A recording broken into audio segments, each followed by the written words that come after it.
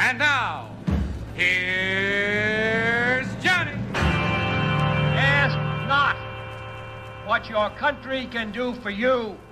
Ask what you can do for yourself. Here is a bulletin. Here is a bulletin.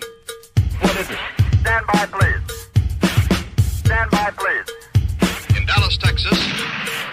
It appears as though something has happened in the motorcade route. In the motorcade route.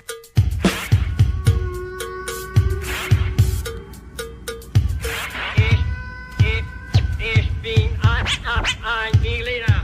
3 shots were fired. 3. Put me on, Bill. Put me on. 3. Put me on, Bill. Put me on. 3. President Kennedy has been seriously wounded by this shooting. Stand by, please. Stand by, please. More details just arrived. Mrs. Kennedy jumped up. She called, "Oh no. Oh no. The energy, Oh no. the faith, Oh no. the devotion. Oh no." The motorcade sped on. The world is very different now. Something has happened here. We understand there has been a shooting. Something has happened here. I can see many, many motorcycles. I can see many, many motorcycles. This is Kennedy's pink suit. Something has happened here. Many, many motorcycles. This is Kennedy's pink suit. Something has happened here. Something is wrong here. Something is terribly wrong. More details just arrived. Mrs. Kennedy jumped up. She called, "Oh no. Oh no. The energy, Oh no. the faith, Oh no. the devotion. Oh no. The motorcade sped on.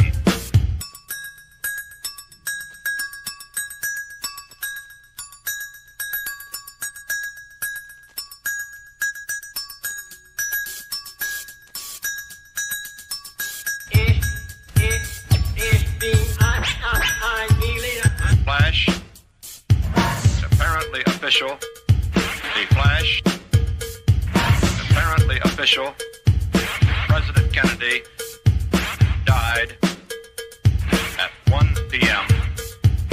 Central Standard Time. Time. Time. Time. Time. Time. We dare not forget today that we are the heirs of that first revolution.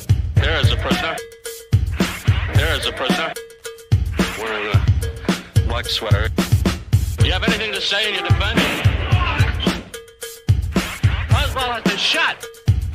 Oswald has been shot. Jack Ruby. Jack Ruby. Ruby came from Texas. He runs the Carousel Club. Here is the ambulance. More details just arrived. Mrs. Kennedy jumped up. She called, "Oh no. Oh no. The energy, Oh no. the faith, Oh no. the devotion. Oh no. The motorcade sped on. More details just arrived. Mrs. Kennedy jumped up. She called, "Oh no. Oh no. The energy, Oh no. the faith, Oh no. the devotion. Oh no. The motorcade sped on. I would just like to know what you can say to reassure us that this election will not be rigged or stolen. Well, A few moments later. so I want to be honest. It's not as if it's just Republicans who have monkeyed around with elections in the past. Sometimes Democrats have too. You know, whenever people are in power, they have this tendency to try to, tilt things in their direction. Republicans who have monkeyed around with elections in the past. Sometimes Democrats have too. And who can say 我が心と行動に一点の曇りなし。すべてが正義だ。ドジャーンドジャーンドジャーン一体何のつもりなんだ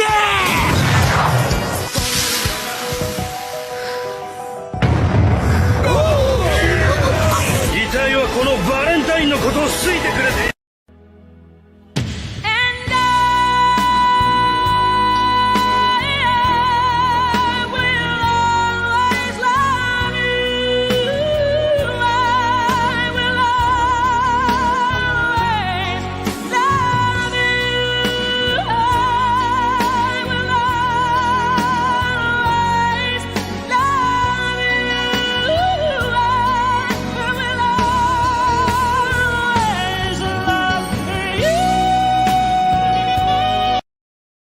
Existence and character, Berlin remains the most compelling argument for an open world.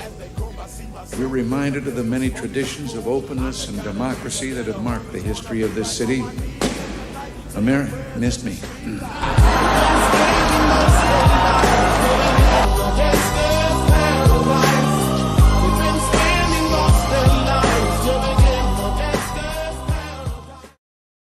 How much was there that pristine devotion to finding out what the president knew and when he knew it? How much was partisan determination that it had gone too far and they had to get rid of you or otherwise they would suffer? It was a combination of both. Let me say, I realize that there were some in the media and some in the Congress who felt that for a variety of reasons, because they had disagreed with me in Vietnam, because they thought I was too strong in terms of what I was going to do in the second term, that they felt that it was very important to get me out of there. Let me make it clear as to why they were concerned. I had not held any punches back. I made it clear after the election that with the war out of the way, having won by 62%, I had a mandate. I was going to reorganize the government. I was going to cut down on the bureaucrats. I was going to return more power to the states and the people. I was going to shape up the place. They knew that. The media knew it, the bureaucracy knew it, the elitists knew it, the establishment knew it. They didn't like it. And so under the circumstances, I can understand why, whatever their devotion to being honorable and so forth are concerned, those partisan instincts might prevail. But in fairness, of course there were some who weren't partisan at all. They just thought I should be out because they thought I should never have been in.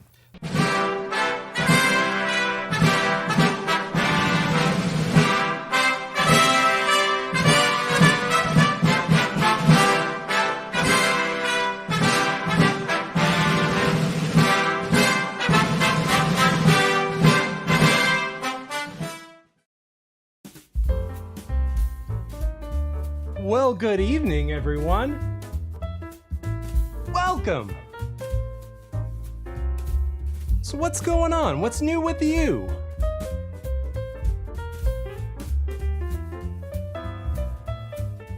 Anything interesting been going on in the last few days? Nothing? Just a slow news cycle, huh? I guess we'll just have a relaxed, chill stream and talk about, we'll just talk about Star Trek for the next 2 hours, but oh no, breaking news. Did you hear about this? This is Kent Brockman with a special bulletin. The Lincoln Squirrel has been assassinated. We'll stay with the story all night if we have to. Oh shit. Did you guys hear about the Lincoln Squirrel? Did you hear about the Lincoln Squirrel? Pow! No! We'll stay with this story all night if we have to.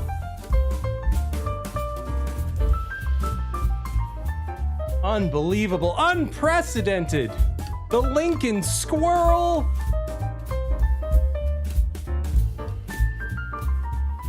We got a lot to unpack tonight. A lot to unpack. As we talk about not just a history of shooting at presidents, not just a history of shooting at presidents, but a weird history of shooting at presidents.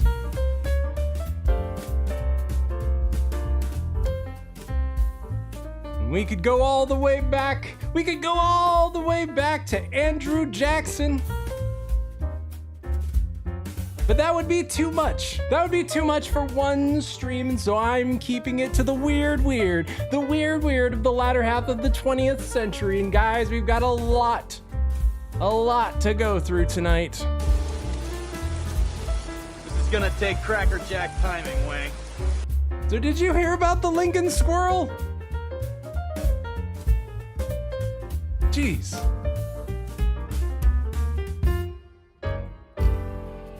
Well, welcome everybody. Welcome Interdimensional Lizard, Nash Albertson, Bob Bobbyson, Lost Chaos Synthesizer, See No Evil. We are living in strange times. Strange times.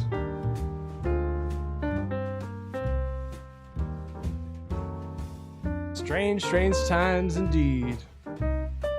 But welcome to Moose Heaven, the show that rewards you for having ADHD. I told a few people on Discord already. If you're privy, if you're in the know, you're in the know, but I told a few people already this story, but serendipitously, you can't make this shit up. I went to the store today, I bought something. It was actually filtered water, if you must know. And I paid in cash and I got my change back and they gave me a Kennedy $50. No shit, I haven't seen one of those in 20 years. And sure enough, it has a 2000 stamp on it. You can't make this shit up.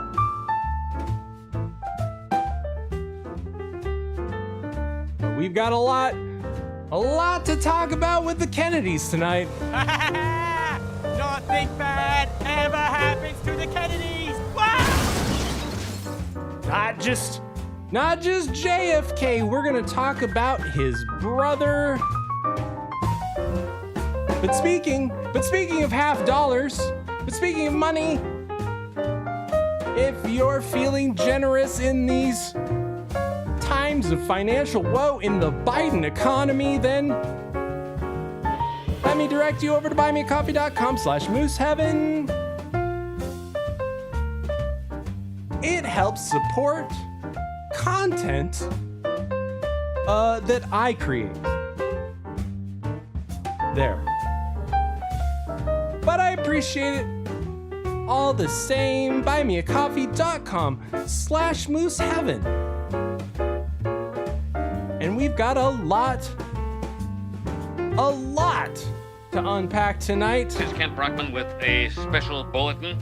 The Lincoln Squirrel has been assassinated. We'll stay with the story all night if we have to. All night if I have to, because we're gonna go through a weird history of shooting at presidents. Here's just a taste of things to come. Just a taste.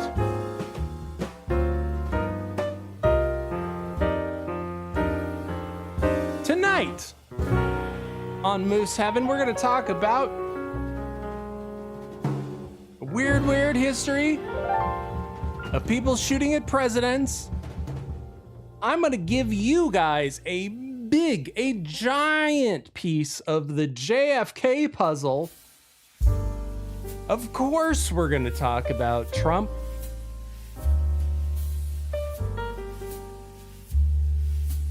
Of course, we'll talk about that. But after that, I'm gonna give you a big piece of the JFK puzzle. So stick around for that. You're not gonna wanna miss that. And then what if I were to tell you, in this history of shooting at political candidates, not just presidents,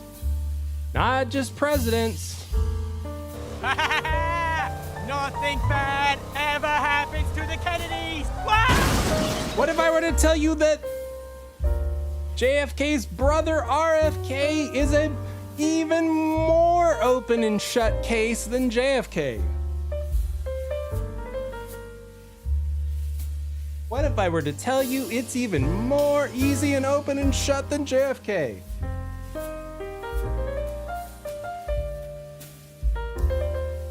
So we've got a lot to get through tonight. We've got Trump, we've got JFK, we've got RFK, we've got Stalking Jimmy Page. We've got an elephant. Forget about those red cars that those targeted individuals are talking about. Forget all about that.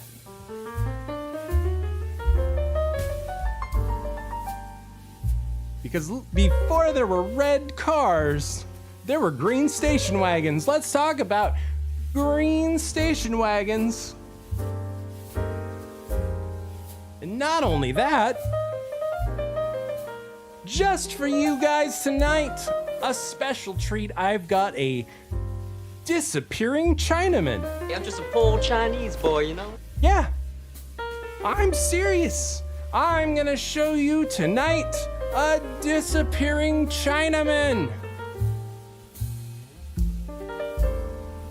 Come one, come all, line up, get your ticket, because tonight, and tonight only, we've got the disappearing Chinaman. What the fuck are you talking about? The Chinaman is not the issue here, dude. I'm talking about drawing a line in the sand, dude. Across this line, you do not. Also, dude, Chinaman is not the preferred nomenclature. Asian American, please. Well, whatever you want to call it, shut the fuck up, Walter.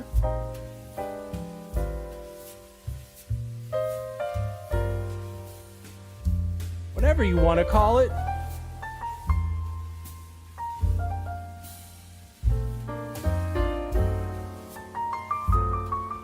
He disappeared. He was there and he was gone. Poor Chinese boy, you know? And we'll see. Well, I'll show you. I'm not making this up. So welcome, guys. Welcome. I don't know if you've heard the breaking news. This is Kent Brockman with a special bulletin. The Lincoln Squirrel has been assassinated. We'll stay with the story all night if we have to. All night. Welcome, guys. Welcome to Moose Heaven, where I've got some breaking news. It's not like any of these things have ever happened before. It's not like this is why we study. This is why we study JFK. It's not like this is why I have told you guys. I told you so. JFK will turn you into a grown-up. It will rob you of your conspiracitard thinking and turn you into a conspiracy grown-up. When you realize nothing bad ever happens to the Kennedys. But I must stop. For breaking news, I have to stop. For firing the shot. It's most unusual, incidentally, that such a thing could happen because of the unusually tight security measures that are ordinarily taken by the Secret Service who guard the president.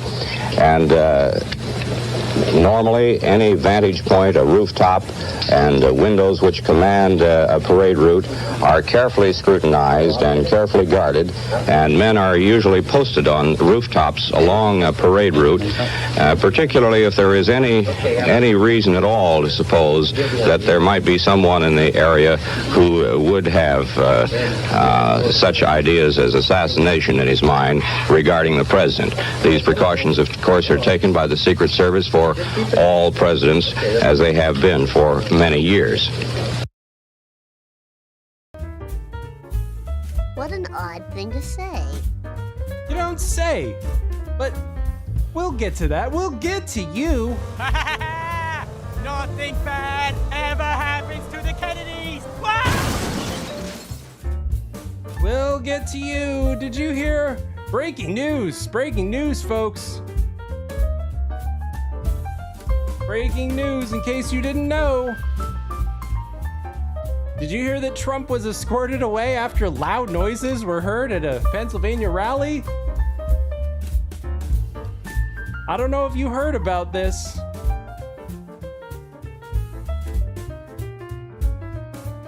We try and stay on the breaking news here on Moose 7. I don't know if you heard about this, but Trump was escorted away after loud noises were heard. Welcome, Spaghetti Yeti. Also, James Campisi.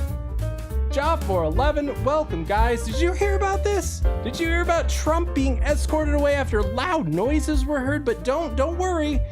Don't you worry, because Trump was allegedly not struck by a bullet, but hit by glass fragments, believed to have come from a shattered teleprompter during the gunfire, according to Pennsylvania State Police. According to Pennsylvania State Police. I mean, who am I to distrust the Pennsylvania State Police? Jeez, if it's in a book, it's gotta be true. Right? Did you hear about this? But because this is a weird history of shooting at presidential figures, you know. Pow! No! I have to point out that if that was Teddy Roosevelt up there, if he was the Lincoln squirrel, he would have finished that goddamn rally. He would have finished that goddamn rally with a bullet in his sternum, by God. Because did you know that after an attempted assassination, Theodore Roosevelt gave a 48-minute long speech with a bullet inside of him? So, look, I'm just saying.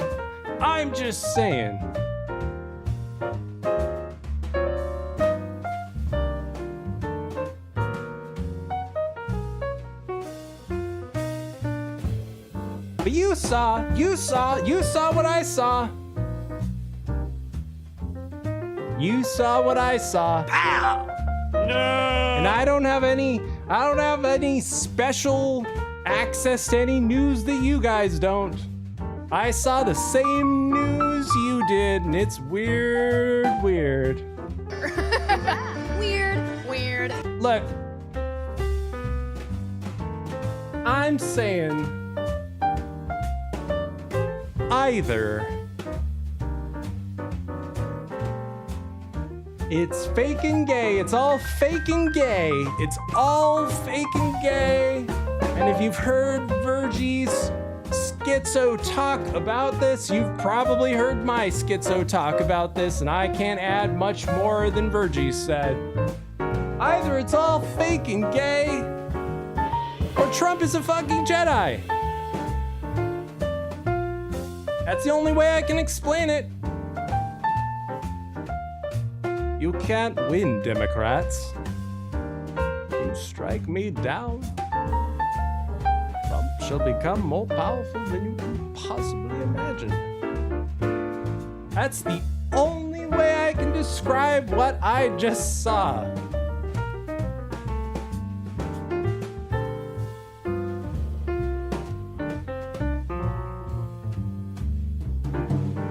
I don't have any access to anything special. I saw the same thing you guys did. Pow! No! So, look, I don't have that much more to add to it. I'm sure you've already seen this. I'm sure you've seen Seamus already. Someone who was here. You weren't inside the event, nope, but you were just outside. Tell us what you saw. So we had a party here all day. You can see behind us at the Brinkles Farm and Greenhouse here. We had a party, and we all decided, hey, you know, when we hear Trump up there, we're going to walk up through the field, stand by the trees up there under the shade, and watch and listen to the rally. Right? We couldn't see him, but we could hear him. So we walked up. And probably 5 to 7 minutes of Trump speaking. I'm estimating here. I have no idea, you know. But we noticed a guy crawling, bear crawling up the roof of the building beside us, 50 feet away from us. So we're standing there, we're pointing at the guy crawling up the roof. And he had a gun, right? He had a rifle. We could clearly see him with a rifle, absolutely. We're pointing at him. The police are down there running around on the ground. We're like, hey man, there's a guy on the roof with a rifle. And the police were like, huh, what? Like they didn't know what was going on. We're like, hey, right here on the roof, we can see him from right here. We see him. He's crawling.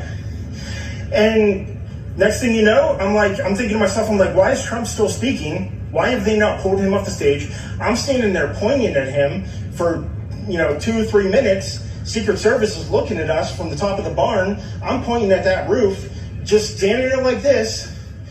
And next thing you know, 5 shots ring out. So you're certain that the shots came from that guy on the roof? 100%. 100%. And he was up there for a couple of minutes. He was up there. You saw him up there for a couple of minutes. Absolutely. At least 3 to 4 minutes. And you were telling the police and the Secret Service? We were telling the police. We were pointing at them for the Secret Service, who were looking at us from the top of the barn. They were looking at us the whole time when we were standing by that tree. Could they see binoculars? Could they see him? Probably not, because the roof, the way the slope went, he was behind where they could see. But why is there not Secret Service on all of these roofs here? This is not a big place. Did you see, obviously everyone, when the shooting started, everyone was very panicked. Did you see what happened to him at all? Oh yeah, they blew his head off. Okay, sorry. Secret Service blew his head off. Okay, They blew his fucking head off. Because, we don't quite know who's watching, but you're pretty sure they shot the guy? Absolutely, 100%. Okay. Yep. You saw that happen? Yep. Okay. Yep. And did you see them go up to him afterwards? Or? Yep, they blew his fucking head off. Yeah, they crawled up on the roof. They had their guns pointed at him, make sure he was dead. He was dead, and that was it. It was over. It's incredibly shocking. The guy was on the roof right there. You can see the white roof right there. Did you get a look at him? Could you? No, other than he was in muted colors, tan type clothing. We saw the rifle flinging around as he was trying to crawl. We saw the rifle, 100%. Do you know about guns? Do you know what kind of weapon it was? Oh, I absolutely know about guns, for sure. No, it was a rifle of some sort. Absolutely, he knows about guns because he's a Trump supporter. No, right? I wasn't close enough to read the label on it, but sure. But it was a rifle of some sort. Yeah, absolutely. So, how do you process what you've just seen? I don't know what to say, man. I'll tell you is, if I walked up close to there with anything that Secret Service considered a problem, I wouldn't be standing here talking to you right now. But I don't know why a guy who we're standing there pointing out to police and Secret Service is crawling up the roof. Were you outside the security perimeter? Yes, right there by that tree. We were outside the security perimeter. But my question is, there's only a few buildings around here. Why is Secret Service not on every building here? Well, there's a whole bunch of questions, I think, that are going to come. There's a whole bunch of questions. Whole bunch of questions. Trump flag on the horse? Yes, she was right in front of me. She kept going back and forth right in front of me. Yes. Tell us about her. Nice horse, nice lady running with a flag. That was a nice horse. That was a really nice horse. I think that's the takeaway from what Seamus said here, is that was a really nice horse. Also, yeah, that hair. I don't know. I'm not saying crisis actor. I'm not saying that. I'm just saying if one was to be one. But I'm not personally saying that. Nevertheless, I'm sure that you've already, I'm sure you've already heard Seamus here. So before you turn me off, before you say this show ain't no good, I have more. Let's talk about this first of all. If we're gonna shoot at anybody, if we're gonna shoot at a political figure, it's gonna take crackerjack timing. This is gonna take crackerjack timing, Wayne. And breaking news, folks, now they're saying that 30 minutes before this guy took a shot at Trump, he was already a person of interest by the FBI. Look, you guys watch this show, you've been around the block, you know how it is. You know what a weird world this is, and you know how every time the FBI was just happened to be aware of them.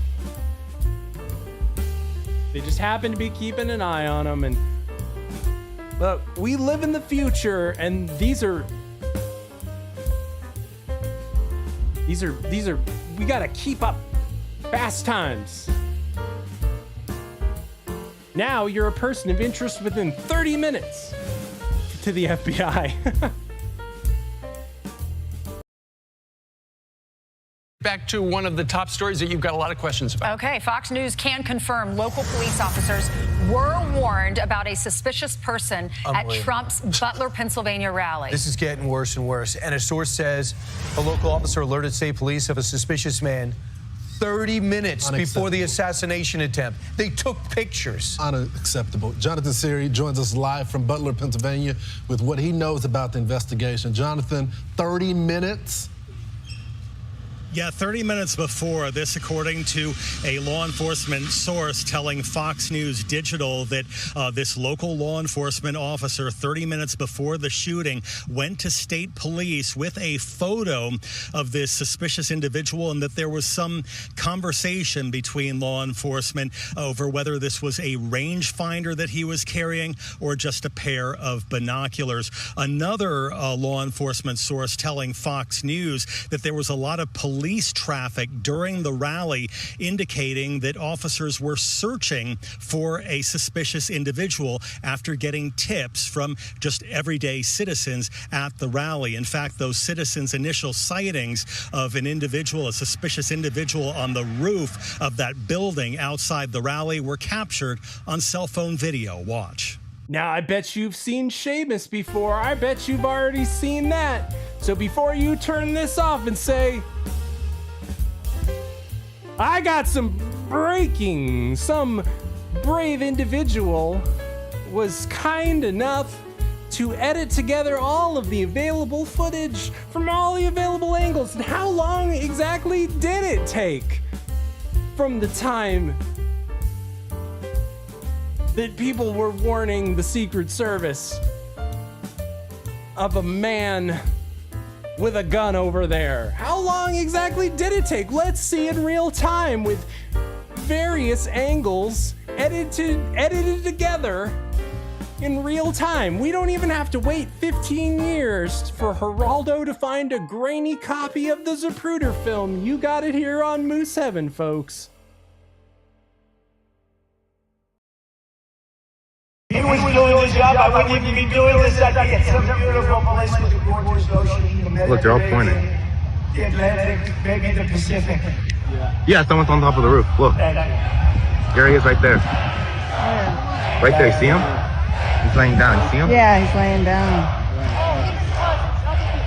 And still I'm here with you fighting like hell to get a senator. What's happening?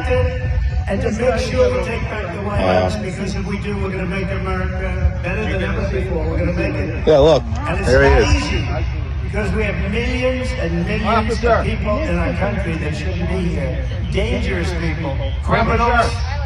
We have criminals. We have drug dealers. We have people that should not be here. And it's much tougher than if it happened. We have the strongest border ever. In recorded history, we had the best border.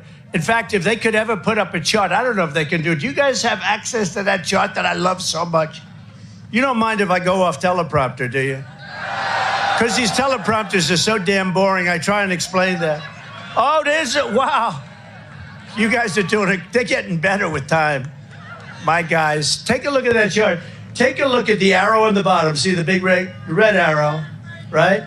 So that's when I left office. That was the lowest point, and that comes right from the government services, comes right out of Border Patrol. Take a look at that. So that arrow is the lowest amount of illegal immigration ever in recorded history into our country. And then the worst president in the history of our country took over. And look what happened to our country. Probably 20 million people. And you know, that's a little bit over that chart. That chart's a couple of months old. And if you want to really see something that says, hey, what happened?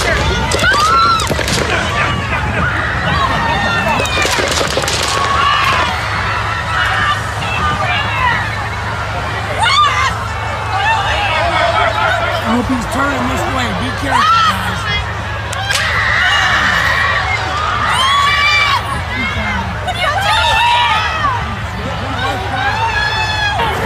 We got breaking news. Coming in. Shots fired. Seems to be shots fired at the Trump rally.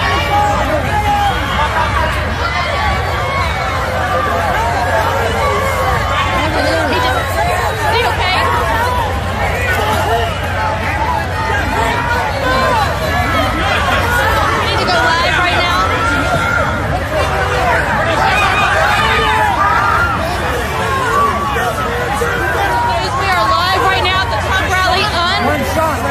We don't know if President Trump has been shot. We know he hit the ground.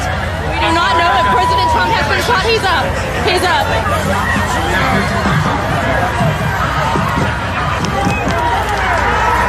Shots are still continuing to be fired. He's giving a thumbs up, everybody. He's giving a thumbs up.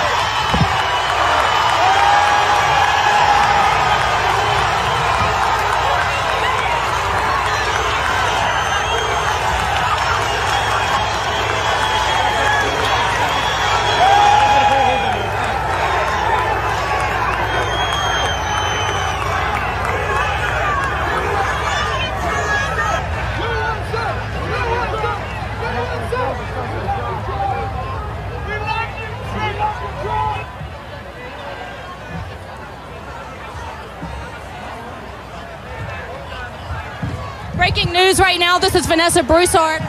Reporting to you live from Butler, Pennsylvania. We hear shots fired at the rally not 10 to 15 minutes after President Trump arrived. He hit the ground. Unheard of yet if he has been hit by gunfire. Secret Service quickly erupted. We can see the guy there. there. The snipers on the building behind the. I think they hit him because the guy he looks dead.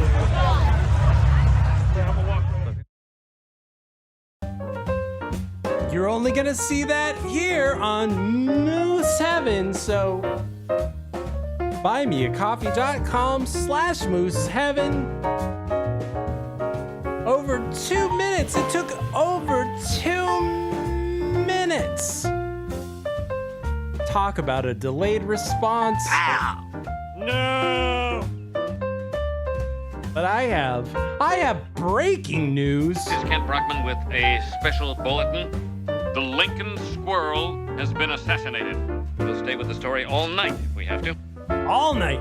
Did you hear breaking news? Because I don't have a lot more to add to this story. I have the same news that you do. But did you hear that now they're saying that this guy bought a rifle, ammunition, and a ladder. He purchased a ladder. They have, I guess, some kind of evidence, some kind of, I guess, a Walmart video or whatever of this guy bought a ladder. Okay, this is the FBI says he bought a gun, ammo, and a ladder. Because you have to explain why there was a ladder for him to get on top of the roof. How did he get on top of the roof and be seen 30 minutes before and become a person of interest to the FBI, and then take over 2 minutes to climb up said ladder, reach said roof with said rifle, shoot at said orange Muppet Man? It's all weird. Weird. Weird. And people are saying, how did he sneak in a rifle? I'm saying, how do you sneak in a ladder?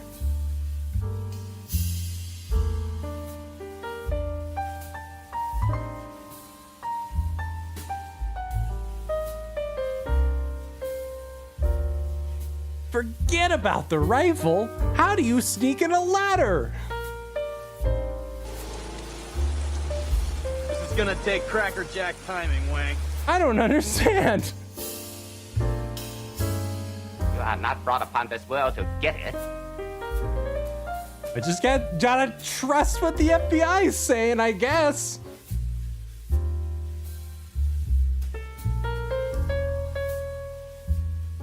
Apparently he bought a ladder, and he's not only snuck in the gun, he snuck in the ladder. And he was able to prop up the ladder to sneak up on the roof. Weird, weird. Hello, Corey. Hello, Batfink. Do you guys find this at all odd, as I do? Forget the gun. How do you sneak in a ladder?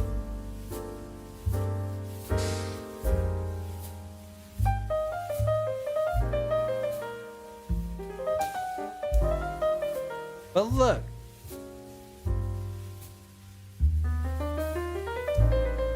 You're just a conspiracy theorist. You're just talking a bunch of malarkey. Never heard so much malarkey in my whole life. Don't pay attention to the fact that the Secret Service director landed her job after a push from Jill Biden's office. Don't pay attention to that. Nope. Look the other way, people. Pay no attention to the fact. Pay no attention to the fact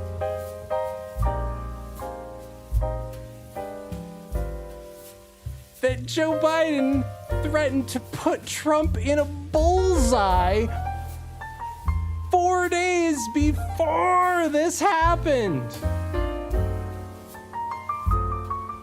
Biden threatened to put Trump in a bullseye 4 days before. Just 4 days before. Hold on. This whole operation was your idea. I'm not saying that. Anakin's saying that. Because that's pretty weird that 4 days before all of this is happening, President Biden is heard telling supporters at a recent conversation that it's time to put Trump in a bullseye. Will he be accused of advocating violence?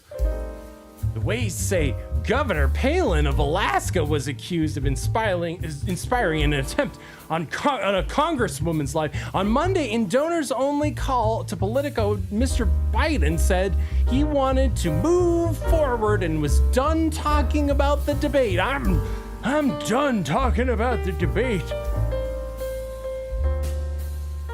It was then that he made the remark about the bullseye. It's time to put Trump in a bullseye. No, don't pay attention to any of this. You're crazy. You're crazy.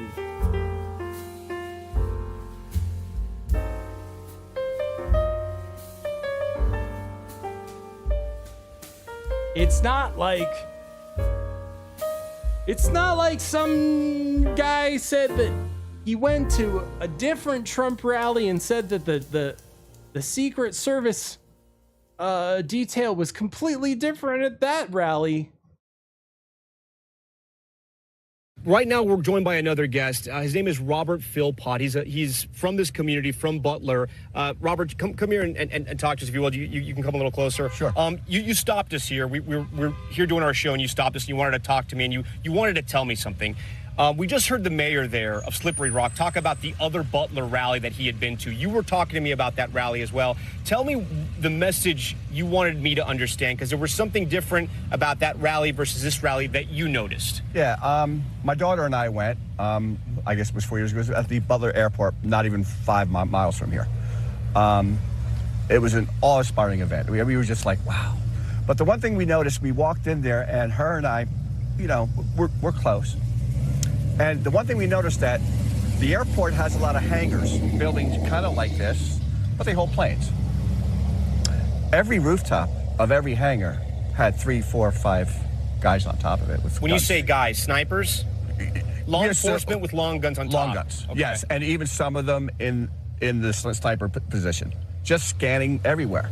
And my daughter turned to me. To the point where you got there, you noticed them right away. Immediately. It was the first thing she said to me. She goes, "Oh my gosh, Dad, look at this." She goes, "I never felt so safe in my life." Those were her exact words. This is 4 years ago in the rally by the airport. Correct. The other airport. Right. Okay. So she didn't come with me this time because she's eight months pregnant, and the heat and everything else, but she really wanted to.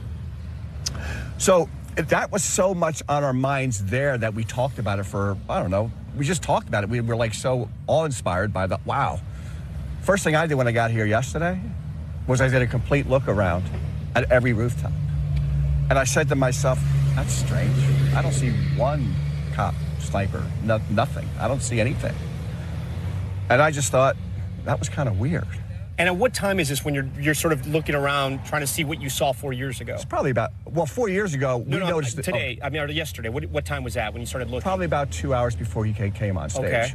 But I didn't stop looking because it's something that was in my mind because of it was so noticeable back then, but it was also just as noticeable not being that way. And then did you notice, because on that barn right there, that's where the law enforcement snipers were that engaged with the alleged assassin. Did you notice them? I did not. I noticed nobody because I scanned every roof. And I just thought it was strange because when they show the Google Maps looking down, it really doesn't give the entire picture of the area because right beyond that, there's all kinds of buildings. And that's why I looked around because... You're saying there's a lot of high points. If somebody was on another roof and wanted to fire towards the right president. across 68 right here, yeah. There's a big sports complex has a high roof. I knew the AGR building because I know of it. That's where the assassin was planted on top of. Correct. I was going to park there because I know a lot of people coming from, they don't know the area. And I'm thinking that would be a great place to park. It's close. It's real close. I could park right there. I'd be out quick because it's right off the main road. Yeah. So, yeah. So we're going to park there and then you decided not to. Yeah, but I decided not to because there was so much traffic on this main road that I couldn't get to it. So I couldn't get to it. Do you even drive by? Did you see it? I drive by it every day. It's easy because I drove by it as well. It's easy to walk into, essentially. Like if you were to drive over there, you could walk right into it. Well, that's why I was going to park there because I knew that. Yeah. But I decided not to, only because the traffic was so bad that it would have taken me an hour to get to it. Yeah. So I just parked. Wow, put a pin in that. Like this. Look, we're gonna be here all night if we have to. With a special bulletin. The Lincoln Squirrel has been assassinated. We'll stay with the story all night if we have to. All night. All night if I have to, because wow, this is just sounding all so familiar. Nothing bad ever happens to the Kennedys. Wow! And Moose Heaven is a show that rewards your ADHD and paying attention. So before you turn me off and say, let me direct you over to buymeacoffee.com/mooseheaven because tonight is a weird history of people shooting at presidents. We're not just gonna talk about Trump and all the weirdness there. No. We're not just gonna talk about pregnant babies. What an odd thing to say. We've got a lot to unpack tonight.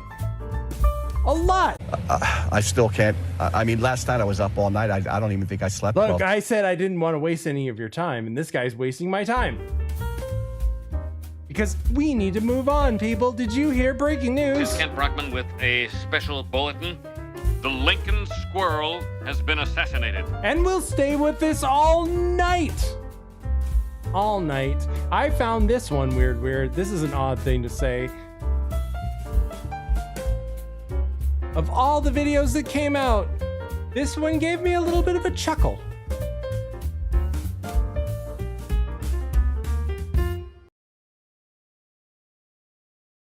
All we know was shots were fired, and then I jumped over the barrier and put my hand on the guy's head that was refusing to breathe. Who was it? Do you know? It's a stranger. This is not Trump, though. This is another person. Yeah. So Trump's not here. And it was, you said he got hit on his head? Yeah. Did you see, were you in the vicinity where Trump was? I was on the side. I was a special guest. Are you okay? I'm Rico Elmore, but I just military. Are you okay? I'm Rico Elmore. Did you catch that? Did you catch that? What an odd thing to say. Are you okay? I'm Rico Elmore. I don't know what to make of that. Make of that what you will, but this guy's Rico Elmore. Do you need to hear it again? Reaction. I just Rico Elmore. I'm Rico Elmore, special guest. Are you okay? I'm Rico Elmore, but I just military reactions. Yeah. Just military reactions. Are you okay? I'm Rico Elmore. What an odd thing to say. I don't know. I laughed when I heard that.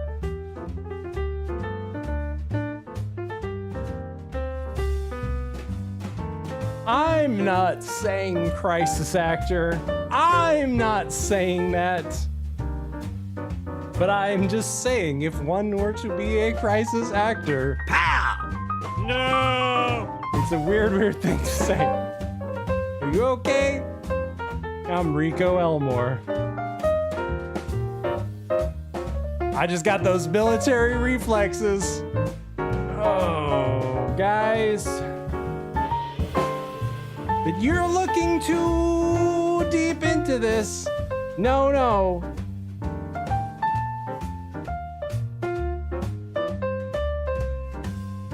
Just trust the FBI and the people who are in charge. You fool! Can't you see it's a massive government conspiracy? Or have they gotten to you too? Just believe that a local cop confronted the sniper before he shot at Trump. He just saw him, but he failed. He failed to stop him. Never mind that a local counter sniper team was inside of the building where the Trump shooter climbed upon the roof with his ladder that he bought at his Walmart that he somehow snuck in. Never mind that a local counter sniper team was inside of that same building. No. You're crazy. Did you hear that the rooftop used by Thomas Matthew Crooks to take aim at Trump was also a police staging area for the rally? You're just chasing ghosts. For noticing that the rooftop location occupied by the gunman who attempted to assassinate Donald Trump on Saturday was reportedly a police force staging area for the event in order to provide overwatch of the crowd. Two law enforcement sources told ABC News that the rooftop location that Thomas Matthew Crooks occupied as he took his shots at Trump and others in the crowd was a staging area for a police tactical team conducting overwatch of the rally crowd. A tactical team providing overwatch. Did a 40K player write this? Holy shit. That sounds familiar. Shout out to my 40K players. A tactical team provided Overwatch. Sources familiar with the investigation into the incident told the outlet that the roof had allegedly been swept before the event. Swept. Like with a broom? Swept. Just swept. What an odd thing to say.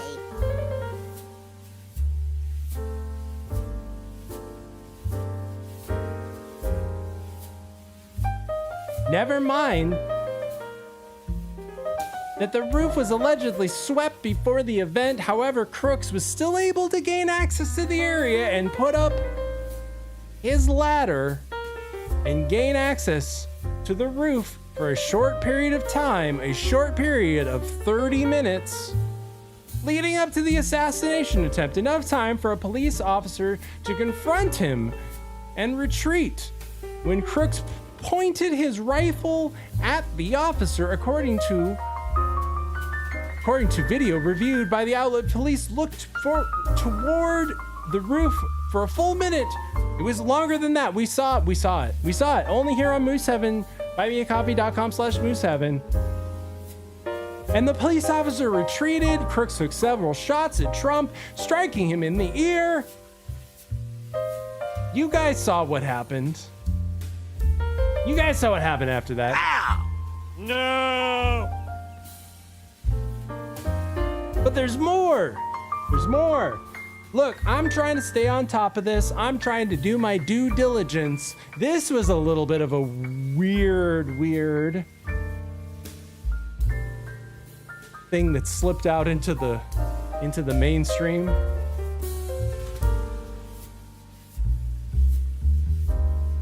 Just happened to have explosives, huh? What? Yeah! Where'd you get that? Investigators from multiple law enforcement agencies are focusing on a home in Bethel Park, Pennsylvania, just south of Pittsburgh. It is where the suspected 20-year-old shooter lived. Investigative reporter and anchor Megan Schiller of CBS Pittsburgh is here. Good morning. Good morning. This is about as close as we can get here in Bethel Park this morning to that gunman's home. If I step out of the way, look at all the law enforcement that is gathered down the street at the stop sign. If you hang a right, the gunman's home is right there, a few houses up. They have all of the roads blocked surrounding the home of the 20-year-old shooter right now. Secret Service and the FBI zeroed in on the home last night and are conducting an investigation into his background, speaking with his family and other contacts. Now, we were here as law enforcement swarmed the neighborhood about an hour south of Butler, where the rally occurred yesterday. I talked with one resident in the area who said that she heard a knock on the door in the middle of the night. She was told that she needed to evacuate and she would not be able to return to her home until noon today. When they came and knocked on your door and told you to leave the house, what did you know at that time? Anything? Nothing. It was a state of emergency. That was it. And then I started hearing rumors shortly after about there being a bomb, which was just confirmed when I went to the Bethel Park police station and asked them what the hell was going on. What did they tell you? They said there's a bomb in the house, and that's why we can't get there. And they said the earliest that we can look at getting in our house is going to be noon. So the Bethel Park police... Two officers from Bethel Park Police confirmed that there was a bomb in the house. And now whether or not there was actually a bomb inside the shooter's home, still not confirmed. But I have an update, people, update.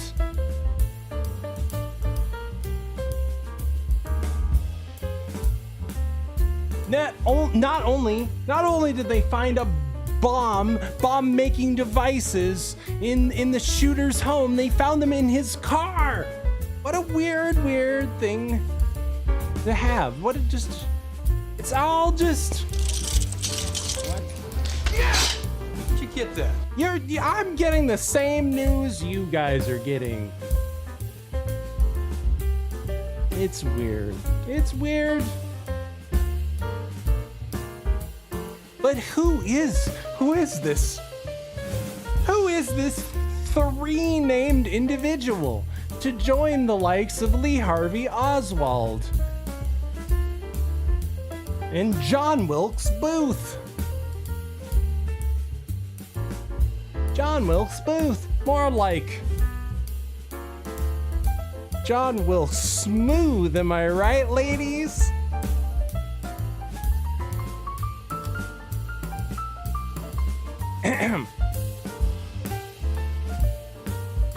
Hey, I have it on good authority that are you familiar with history? Do you know about John Wilkes Booth and the assassination of Abraham Lincoln in Ford's Theater? I have it on good authority that Do you know what John Wilkes Booth said before he shot Abraham Lincoln? Do you know what he said? Do you know what famous words he said at Ford's Theater? You know what the famous words were? I know. That was what it was. Bet you didn't know that. Because we have breaking news here, people. Stick around. A special bulletin. The Lincoln Squirrel has been assassinated. We'll stay with the story all night if we have to. All night. All night. Because I've got breaking news. Breaking news. I downloaded this just before we came on air. This is all of the information we have about our three-named shooter as of the streaming of this episode. Breaking news, people. This morning, a new FBI and Homeland Security bulletin sent to law enforcement nationwide reveals on the day of the Trump rally, Thomas Matthew Crooks purchased 50 rounds of ammunition from a gun shop in Bethel Park, Pennsylvania. Also, that 2 improvised explosive devices were found in his car and home. Sources say on the day of the rally, Crooks, a member at a local gun club, told his father he was going to the shooting range, and that's when his father gave him the rifle used in the attack. FBI investigators say they've conducted hundreds of interviews and scoured his social media and phone, but a motive remains unclear. The Secret Service director sitting down with our Pierre Thomas, calling the shooting unacceptable, promising transparency in the investigation. The buck stops with me. I am the director of the Secret Service, and I need to make sure that we are performing a review and that we are giving resources to our personnel as necessary. ABC News has learned heavily armed police were stationed inside the building, which was being used as a law enforcement staging area, but they did not see Crooks climbing up the outside of the building. He had a direct line of sight to the former president, roughly 400 feet away from the stage. Officials say a police officer confronted him moments before. Videos from the scene show people tried to alert police 86 seconds before the first shots began. Well, the director of the Secret Service is due on Capitol Hill Monday. This is for a hearing on the assassination attempt. Meanwhile, President Biden has now ordered stepped-up security for former President Trump. And there. Oh, I'm sure that the stepped-up security. I'm sure that those Secret Service that did such a great job with JFK. Nothing bad ever happens to the Kennedys. What? I'm sure that stepping up his Secret Service detail will. I'm sure that'll work. But I know, you're asking what I'm asking. You're telling me Lee Harvey Oswald, John Hinkley Jr., H. Thomas More Crooks, whatever his name is. Who is this guy to join the newest three-name gang? You're asking what I'm asking, right? Well, let me direct you over to our sponsor and let me play a commercial from BlackRock. My name is Brian DeLallo. I teach AP and honors economics in Pittsburgh, Pennsylvania. Oh, there he is. There he is. Did you see it? Did you see it? Ah! There he was. That's him. That's him.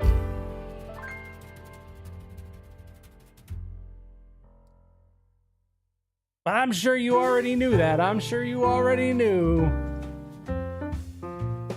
that BlackRock yanked a 2002 ad featuring Trump shooter Thomas Matthew Crooks. You probably already knew that.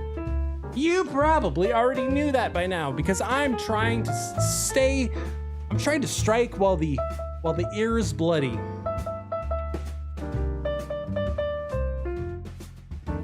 And I don't really have a lot more to add to this whole story.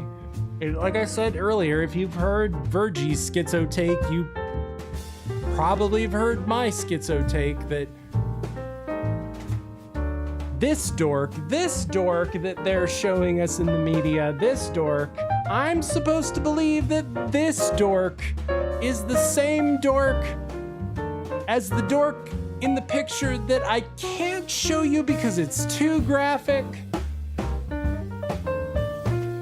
But you've either probably already seen it, or if you haven't, you can easily find it. I'm sure if you watch this show, you already know the kind of places you can find that photo.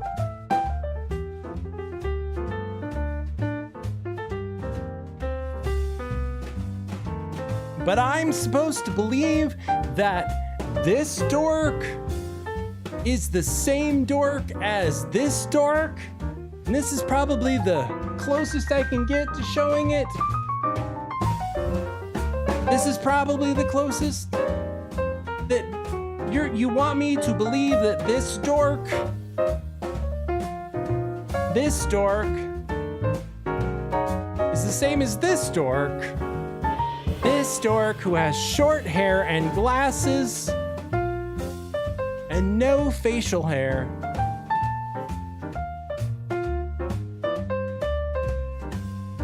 You want me to believe that that dork is the same as this dork with the long hair and no glasses and facial hair?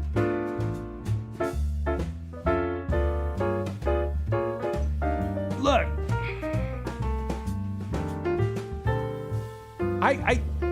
I know as much as you guys do. I get all the same news you guys do.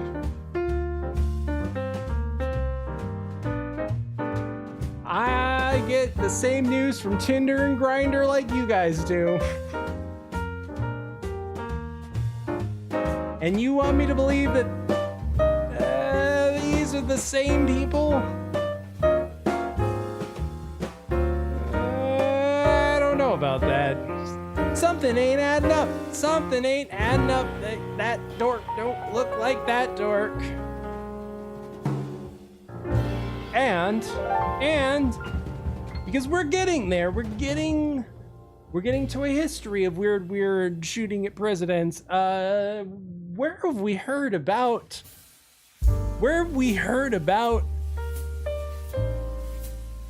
body doubles of patsies that kind of, sort of, just enough look like the patsy? Where have we heard about that before? Nothing bad ever happens to the Kennedys. You starting to, this is why I tell people not to be a spurg about it, but this is why I tell people, JFK people, it will take all of your conspiratard thinking and make you a grown-up conspiracy thinker.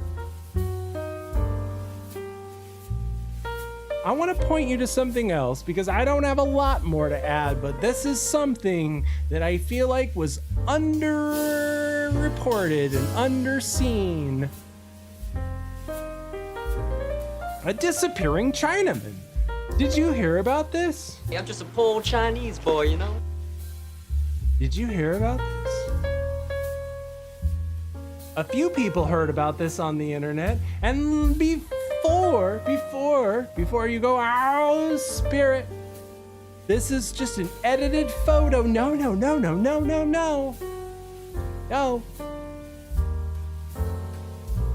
No, before you turn me off.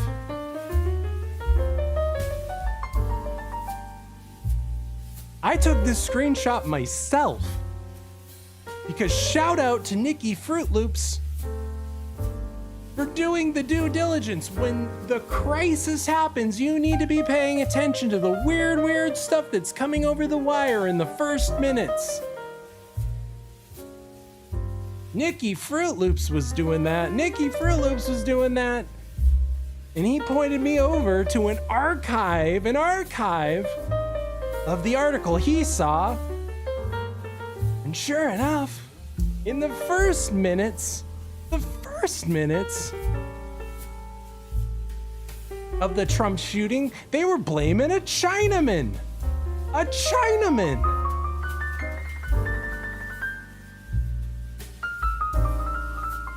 The shooter, identified as a Chinese man, was in a sniper position located hundreds of yards away from Trump's podium in Butler, Pennsylvania, as he spoke to a campaign crowd, sources said. Sources told the Washington Post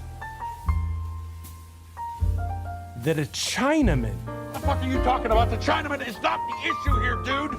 I'm talking about drawing a line in the sand, dude. Across this line, you do not. Also, dude, Chinaman is not the preferred nomenclature. Asian American, please. Well, whatever you want to call it, Walter.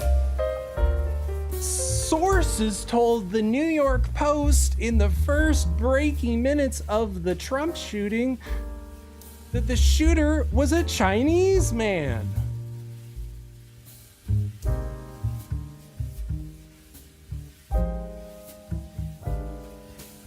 Sources told the New York Post that it was a Chinese man. Yeah, just poor Chinese boy, you know? But how that Chinaman did disappear. Because within an hour, the New York Post had updated their article to say that the shooter, identified only as a white male, was in an elevated sniper position.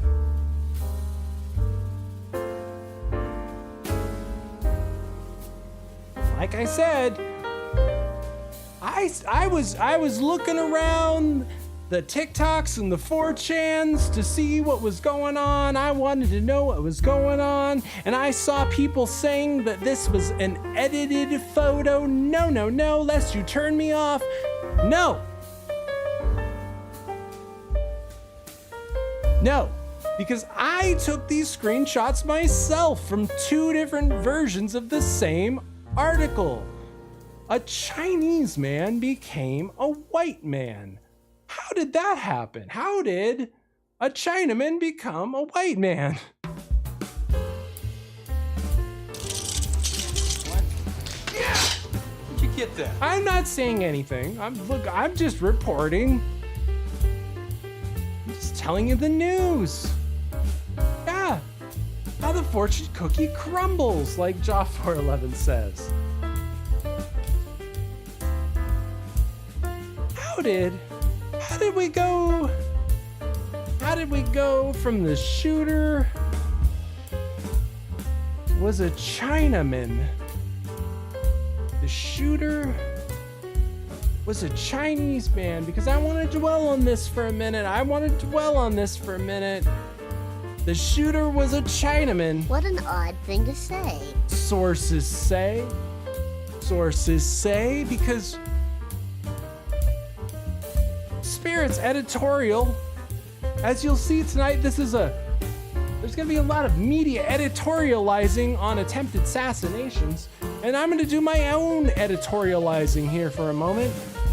The news media does not report things just out of the blue. sure, they get some things wrong, and sure, they have to do some redactions, and sure, they have their sources.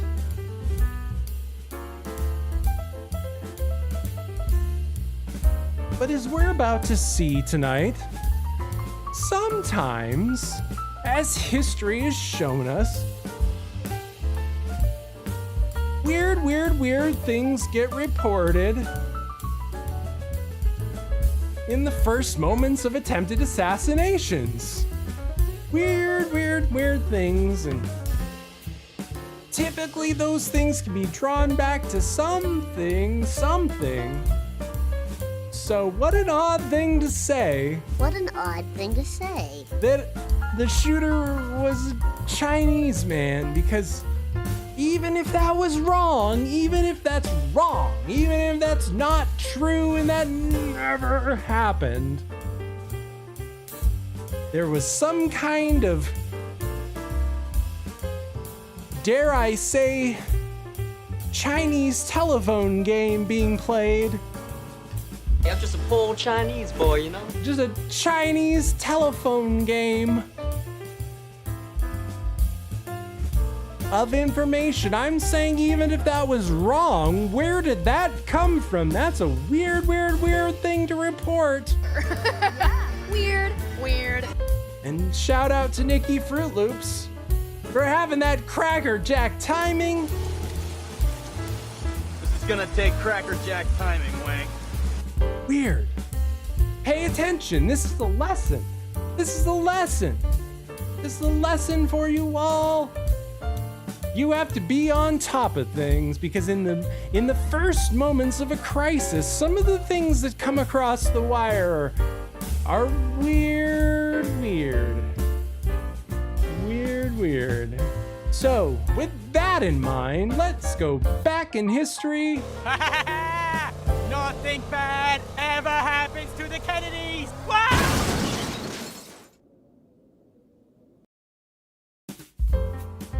Let's go back to 1963. We're taking our presidential assassination DeLorean time machine back to 1963 and the day that JFK was assassinated.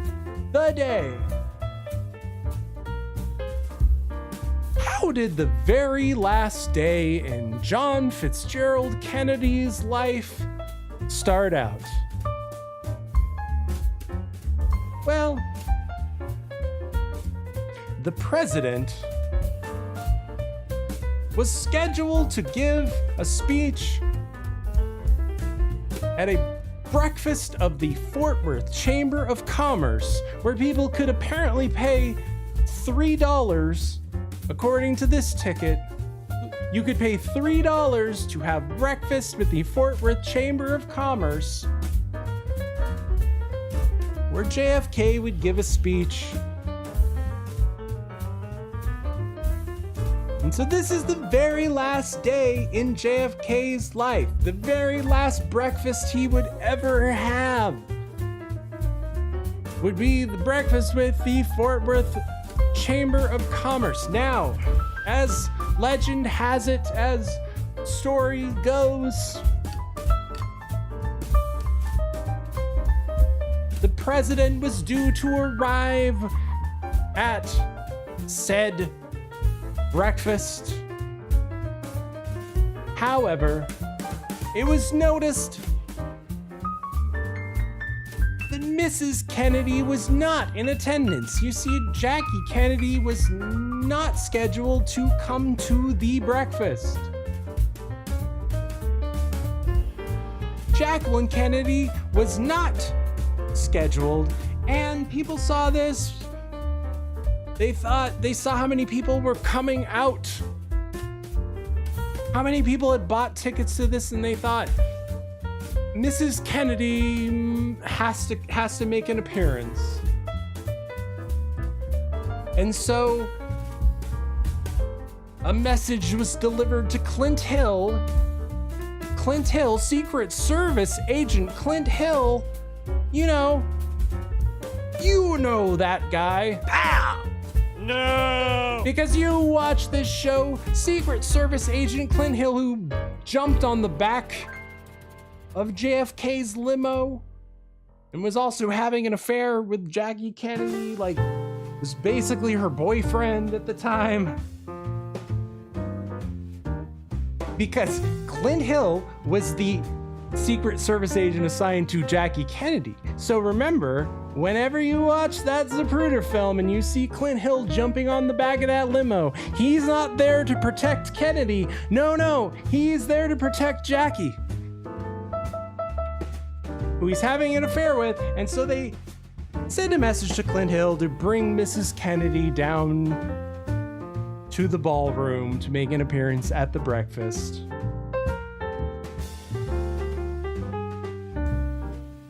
And so, as legend goes, as story has it, Mr. and Mrs. Kennedy were running late because Mrs. Kennedy had to get ready to make her unscheduled appearance. Now, since this is a weird history of people shooting at presidents, and we're talking about weird things that get broadcast over the media leading up to attempted and successful assassination attempts on presidents and presidential candidates, I'm sure, right? That if we look at the final day in JFK's life, I'm sure that we're not gonna find any weirdness afoot, right? Nothing bad ever happens to the Kennedys. Wow! Because as Mr. and Mrs. Kennedy were running late, and this was all being broadcast over live television. The live anchor on TV, he had to kind of rap to the audience, just kind of like I'm doing now. Because he had to fill time. Mr. and Mrs. Kennedy were running late. You gotta fill time. You gotta say something to your audience, right? And I'm sure in that final day of JFK's life, I'm sure that they weren't saying any kind of weird things, right?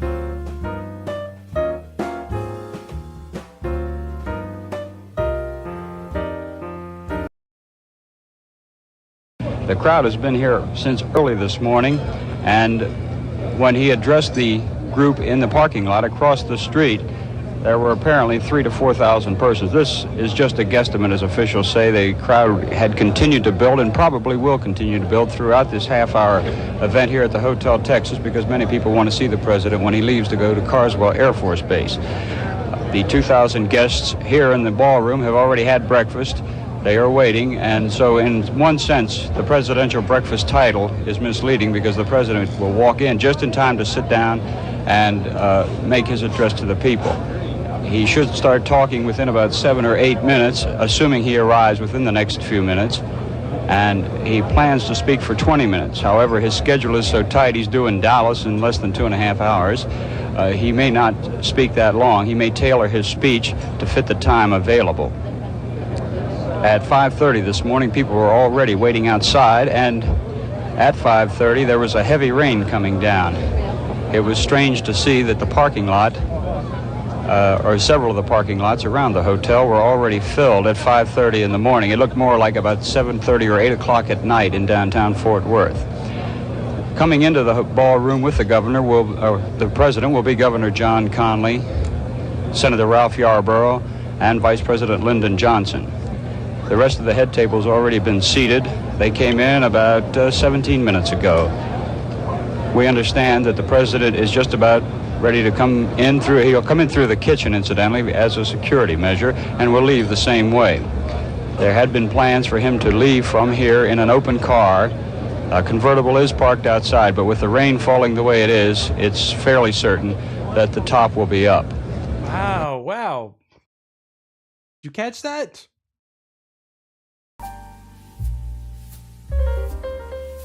Did you catch that? What an odd thing to say. First of all, let's break this down. The morning of the Kennedy assassination, it was piss-pouring rain. But by noon, sunny as could be. Weird, weird. But not only that, President Kennedy was ushered through the kitchen. Ushered through the kitchen. Put a pin in that. Put a pin in that. Nothing bad ever happens to the Kennedy. It's a night of weird shooting at presidents and people running for presidents.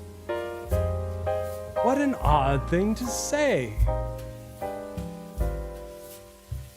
It's piss pouring rain. I guess they'll put that top up. Incidentally, he'll come through the kitchen. I'm sure this won't have any foreshadowing with anything to do with his brother. I'm sure that going against Secret Service protocol to go through the kitchen won't have any foreshadowing to do with his brother or anything. No.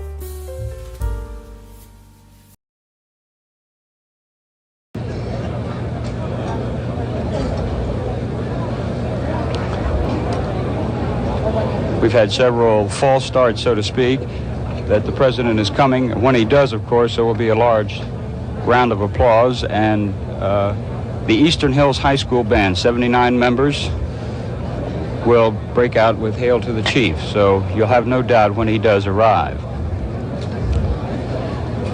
When the president appeared out in the parking lot, he broke one of the cardinal rules of security. In fact, he broke it 2 or 3 times.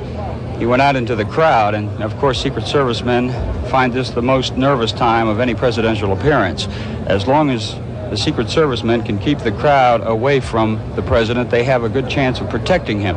But once he moves into a crowd, the Secret Service men are nearly immobilized in protecting him.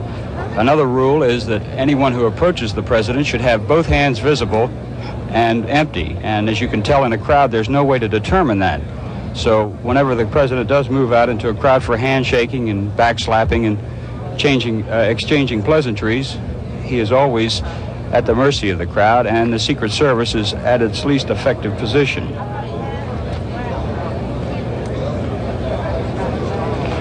On September 6, 1901, those 2 rules were broken, and it ended in tragedy. That was the day that President William McKinley was appearing at the Pan American Exposition in Buffalo, New York. And at a public reception, the crowd moved in around him, and the 3 Secret Service men who were guarding him had no chance to screen the people approaching him. Because it was a hot day, Secret Service also allowed persons to have handkerchiefs in their hands to wipe their perspiring brows. It just so happened that one of the thousands of handkerchiefs in that large hall covered a revolver in the hand of 28-year-old Leon Cholgos. He was an unemployed mill worker. Leon, wow. Whoa, slow down, Haas. Slow down. This is Kent Brockman with a special bulletin. The Lincoln Squirrel has been assassinated. We'll stay with the story all night if we have to. Why are you talking about this like Lucas says? I want to remind you all, if you're just joining us, remind you all, we have taken our presidential assassination time-traveling DeLorean back to 1963 and the final day of JFK's life.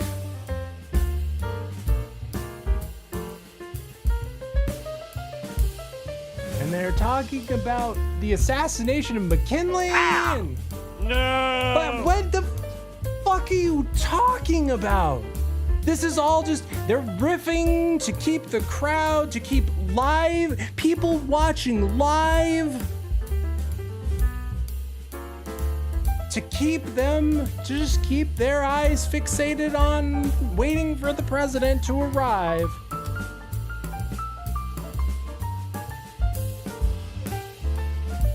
This is the shit they're talking about.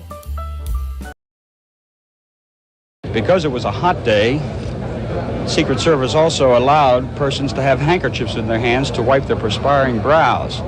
It just so happened that one of the thousands of handkerchiefs in that large hall covered a revolver in the hand of 28-year-old Leon Cholgos. He was an unemployed mill worker. He said he was an anarchist. He was also was a man with a long history of mental illness. And as in many important occasions of the world, no one seemed to sense that anything different was going to happen. When McKinley reached out to shake Cholgos' hand, it looked like a familiar scene. The scene of the President of the United States shaking hands with Fred Nobody. The assassin shattered that picture quickly. He slapped McKinley's hand away and fired 2 shots point blank. In an instant, McKinley's attacker was driven to the floor. As the president was being helped to a chair, McKinley murmured, "Don't let them hurt him." 7 days later, McKinley was dead. Oddly enough, the assassination attempt was staged in the Temple of Music, quite an ironical note, and there was a quiet Bach sonata being played in the background when the 2 fatal shots rang out. Now here comes Vice President Johnson, Governor Conley, Senator Ralph Yarborough, Congressman Jim Wright, State Senator Don Kennard. But still, the president has not arrived. You may have heard the drums roll in the background in anticipation of it. When the president walks in, they will play Hail to the Chief. And now we expect any moment now the president to enter the hall.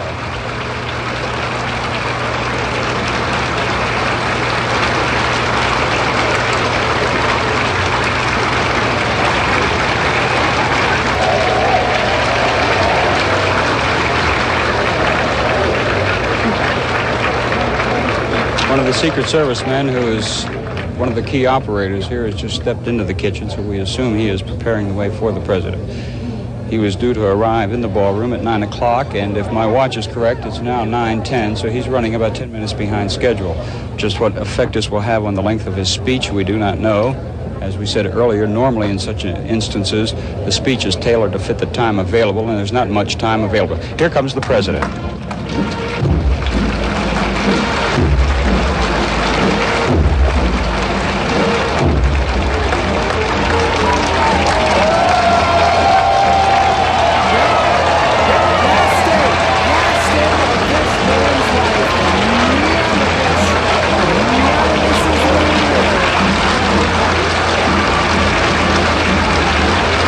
Last day of this man's life. Nothing bad ever And this is what they're talking about. Nothing weird going on here, folks. What an odd thing to say. That you're talking about the McKinley assassination to just fill time. Some guy named Leon, who was an anarchist. Nobody could have seen this coming. You heard what I heard. Pow! No! But Spirit,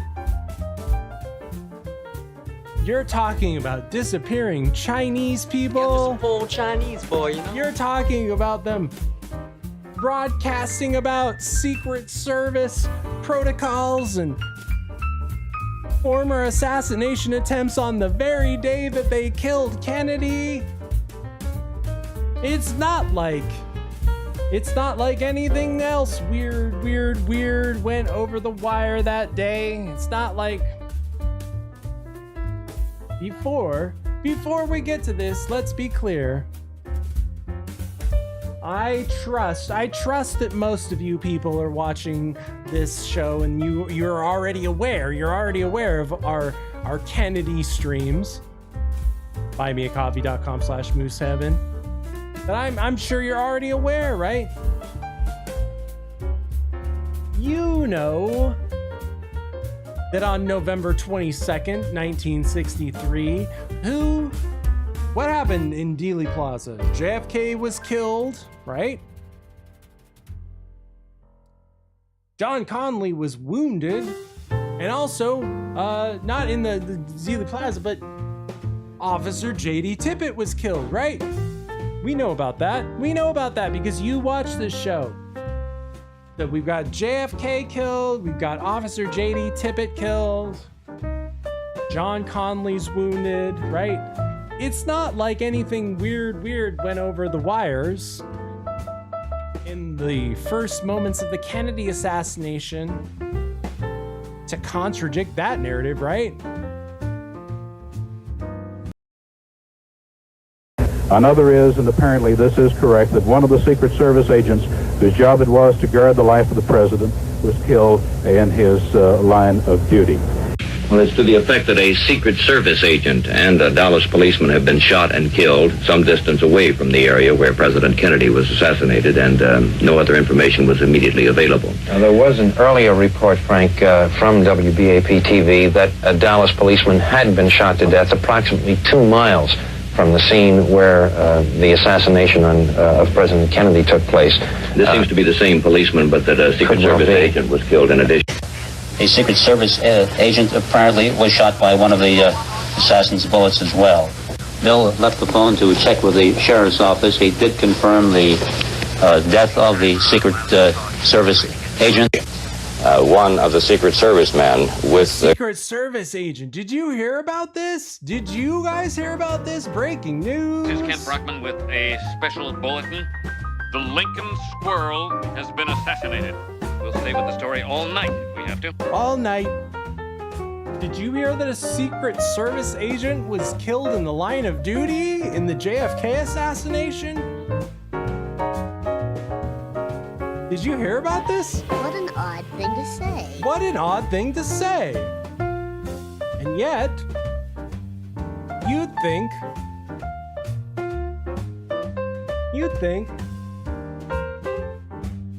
they'd correct that pretty quickly, right? They'd get on top of that pretty quick. But no, they just kept on saying it. Ow! No! They kept on saying it. traveling with President Kennedy was killed by the gunfire today. We have not received word that any others were wounded. May report this bulletin that a Secret Service agent and a Dallas policeman were shot and killed here today. They were shot some distance. A Secret Service agent and a Dallas policeman. A Secret Service agent and a Dallas policeman. Pow! No! Just so we're clear here, they're not confusing the Secret Service agent with J.D. Tippit, because you watch the show, you know, you're informed, you're following along, you know what happened with the Lincoln Squirrel. They're not confusing the death of Officer J.D. Tippit with the death of a Secret Service agent. They're not conflating the two. They're separating the two. And yet, they kept on reporting it. From the area where President Kennedy was assassinated. No other information immediately available from there, except one more point here that this Secret Service Lieutenant Eric Kaminsky has said the assassin's weapon appears to have been a high-powered Army or Japanese rifle of .25 caliber. A Japanese rifle? A Japanese rifle? A Japanese? What? Yeah! Where'd you get that? A Japanese rifle? You know because you watch this show that it was an Italian Mannlicher Carcano. Not a Japanese rifle, an Italian Mannlicher Carcano. Put a pin in that. I'm sure that they'll stick to that narrative. I'm sure nothing will change.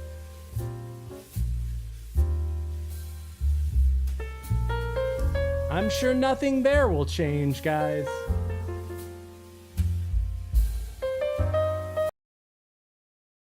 And also the fact that one of the Secret Service agents was killed. the President of the United States has been assassinated, and also one of the Secret Service men assigned to guard him against such an occurrence which happened here this afternoon. I'll repeat that. It's official now. 2 deaths this afternoon at the hands of an assassin. Dallas police have recovered a foreign-made rifle believed to be a .30-30, and a young man is now being questioned by law authorities. And the word just in, a Secret Service man, has also expired. Governor Connolly, who was wounded in the wrist and the left shoulder, is now under surgery here at Parkland Hospital. Bill Hampton, KBOX News. This is Bill Hampton in the KBOX newsroom. This bulletin just in, a Secret Service agent and a Dallas policeman were shot and killed today. They were shot some distance from the area where President Kennedy was assassinated. No other information on these other 2 deaths immediately available. A policeman who was cut on the face in the scuffle quoted Oswald as saying, "Well, it's all over now. I've killed me a cop and the president. I'm going to get me 2 more. 2 law enforcement agency officers killed, a Dallas detective and a Secret Service man." And now here's a late report from Dallas police. 1 Secret Service agent reportedly was killed in the assassin's attempt. The Secret Service men have been in Dallas throughout the week, paving the way for this trip, hoping that it would go smoothly. But no, this has not been the case today. In fact, it has gone tragically at this moment. Have you guys? It has been confirmed that a Secret Service agent was killed as well. We had an unofficial report that he had been killed during the assassination attempt, and now it is official. Not only the president has been killed, but a Secret Service agent assigned to guard his life also was killed by the assassin. Did you guys hear? Did you guys hear the breaking news with the Lincoln Squirrel? This is Kent Brockman with a special bulletin. The Lincoln Squirrel has been assassinated. We'll stay with the story all night if we have to. A Secret Service agent was killed. What an odd thing to say. Because you know, and I know because you follow this show. There wasn't officially a Secret Service agent that was killed in Dallas that day. No, it was JFK and J.D. Tippit, and John Conley was wounded and a bystander, which we'll talk about in future episodes. Stick around. Not like they've reported weird things, because we're talking about a weird history of people shooting presidents. And you know, because you're smart. You're smart.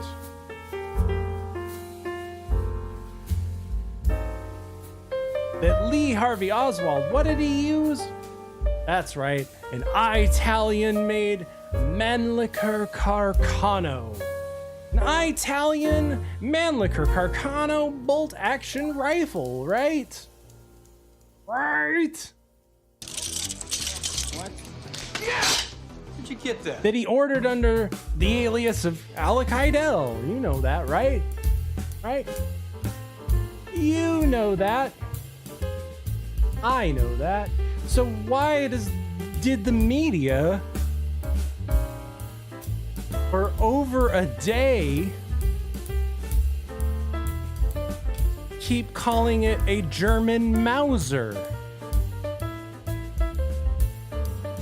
If it was an Italian Mannlicher Carcano bolt-action rifle, why for over a day did the news call it a German-made Mauser with a sniper scope? Why?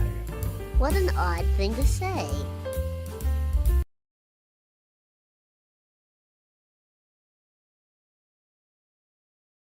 The Dallas Sheriff's Department said a rifle had been found on a staircase on the 5th floor of the building near the scene where it is now believed from where the shots were fired.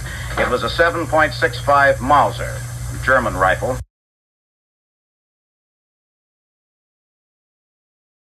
The German-built Mauser with the sniper scope that was used to kill President Kennedy.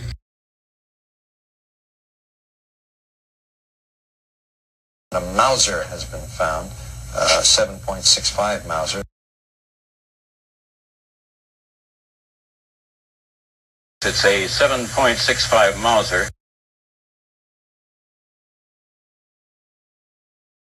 It was a 7.65 Mauser. A 7.65 Mauser.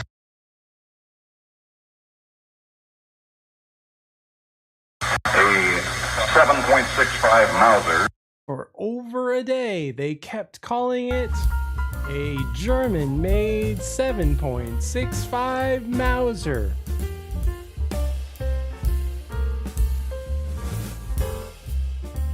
Why would they say that? What an odd thing to say. Well, let's take our presidential assassination time travel DeLorean back in time to the day that Kennedy was killed. I should preface that because we're not just talking about one Kennedy tonight. No. Nothing bad ever happens to the Kennedys. What? Remember, like I said, we can talk all about JFK, but RFK is an even more open and shut case. I'll just fucking give you what happened tonight. Stick around, will you? But.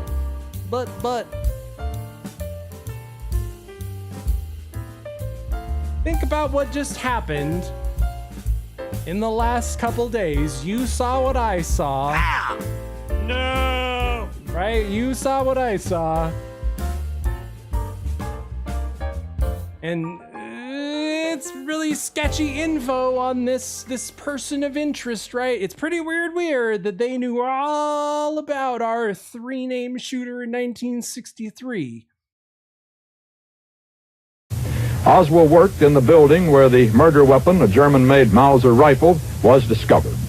Oswald has been active in propaganda activities, as Bob Jones from station WWL-TV in New Orleans reports. This is Lee H. Oswald, October 16th in New Orleans, when he was handing out handbills for the Fair Play for Cuba Committee in front of the International Trade Mart. New Orleans police know Oswald well. On August 9th, he was arrested for disturbing the peace by creating a scene on the city's main Canal Street by also distributing these handbills. He resided in an apartment here from May 9th until August 20th, when he slipped out in the middle of the night without having paid his rent. The apartment manager said he was quiet and talked to no one. They found several of these pamphlets lying around the apartment after he had left. This is Bob Jones, WWL-TV in New Orleans. And because you watch this show, you know that it's always been Weird. that somebody just happened to be there to film Oswald handing out his kooky Castro pamphlets and getting in a fight with Carlos Bringay. Very weird that somebody just happened to be there to film those incidents. And gee whiz, the day of the assassination, the media just happened to have that footage. Very weird. It's almost like the media was in on it.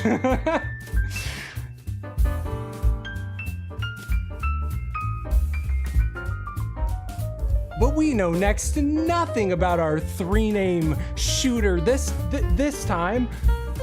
In 1963, look at all this info they had. By strange coincidence, since 1840, beginning with Benjamin Harrison, over our last 8 presidents who assumed office on the even years, 2 decades apart, have died in office. Wow, that's What an odd thing to say. You're weird, media. You're weird. It's pretty weird also that pretty much the soon as they had Oswald in custody, November 22nd, 1963, that they knew that he went to Cuba on several occasions. He went to Cuba on several occasions. but would not say what he went to Cuba for. He went to Cuba on several occasions. What an odd thing to say. But he would not say what he went to Cuba for, even though you know, and I know, because you follow the same JFK research that I follow, that Lee Harvey Oswald never went to Cuba. He went to Soviet Russia.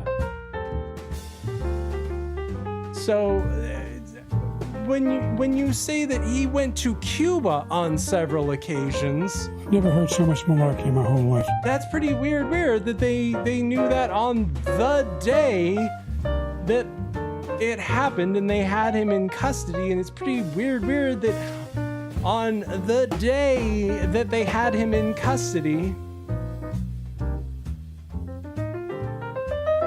the day that it happened, that they knew that he defected to Cuba,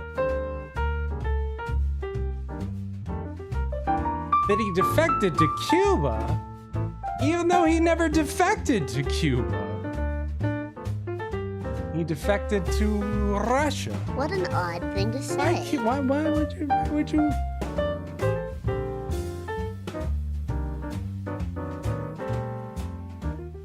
Pretty weird.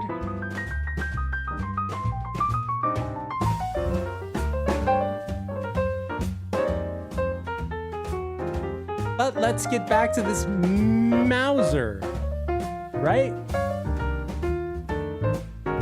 Why was the media running with the story for over a day and a half? Why did they say it was a Mauser? Why did they say it was a German-made Mauser and not an Italian Mannlicher Carcano, as we are led to believe? Well, let's follow the paper trail. Let's do the grown-up thing.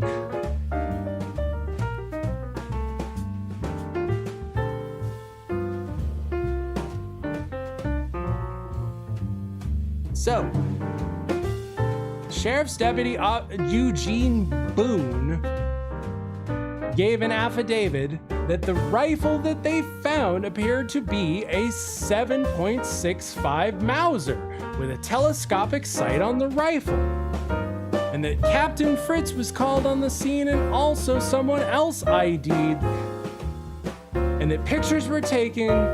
Captain Fritz picked up the rifle. It was a 7.65 Mauser.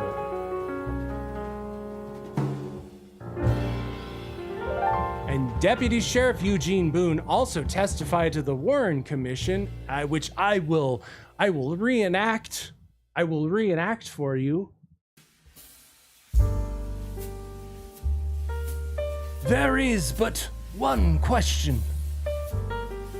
Did you hear anybody refer to this rifle as a Mauser that day? Yeah, I did. And at first, not knowing what it was, I thought it was a 7.65 Mauser. And who referred to it as a Mauser that day? Well, I believe that Captain Fritz. He had knelt down there to look at it, and before he removed it, not knowing what it was, he said it looks like. Now this is when Lieutenant Day, I believe his name was, the ID man, was getting ready to photograph it. We was just discussing it back and forth, and he said it looks like a 7.65 Mauser. Oh, thank you. Thank you very much, Sheriff.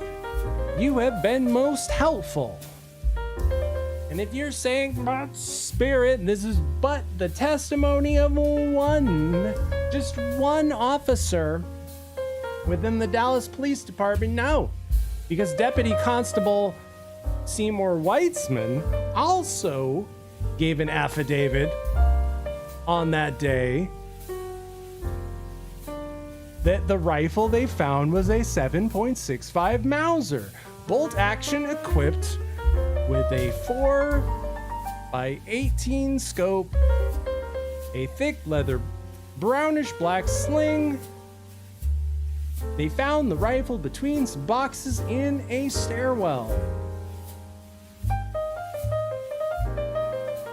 Seymour Weissman gives an affidavit that they found a 7.65 Mauser, and he testified to the Warren Commission, which I shall reenact for you.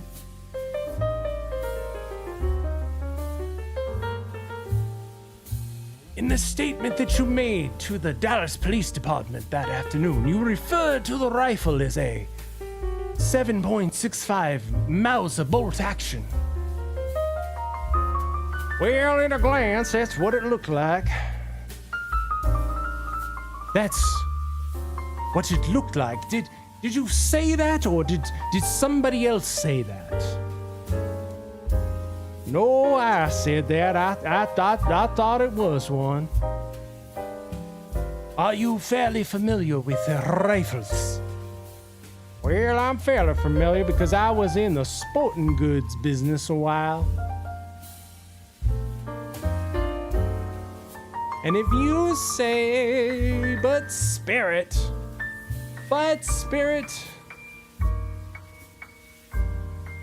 I've never heard such malarkey. Never heard so much malarkey in my whole life. If you're saying that two officers identified the rifle as a 7.65 Mauser, well, guys, I'm here to tell you, welcome those of you who are here looking at this black screen, because you shouldn't be looking at this black screen, you should be looking at this man. Roger Dean Craig, Man of the Year of the Dallas Police Department.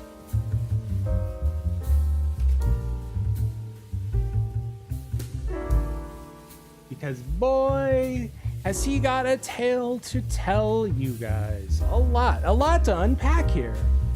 So stick around, because we'll be here all night if we have to. Kent Brockman with a special bulletin. The Lincoln Squirrel has been assassinated.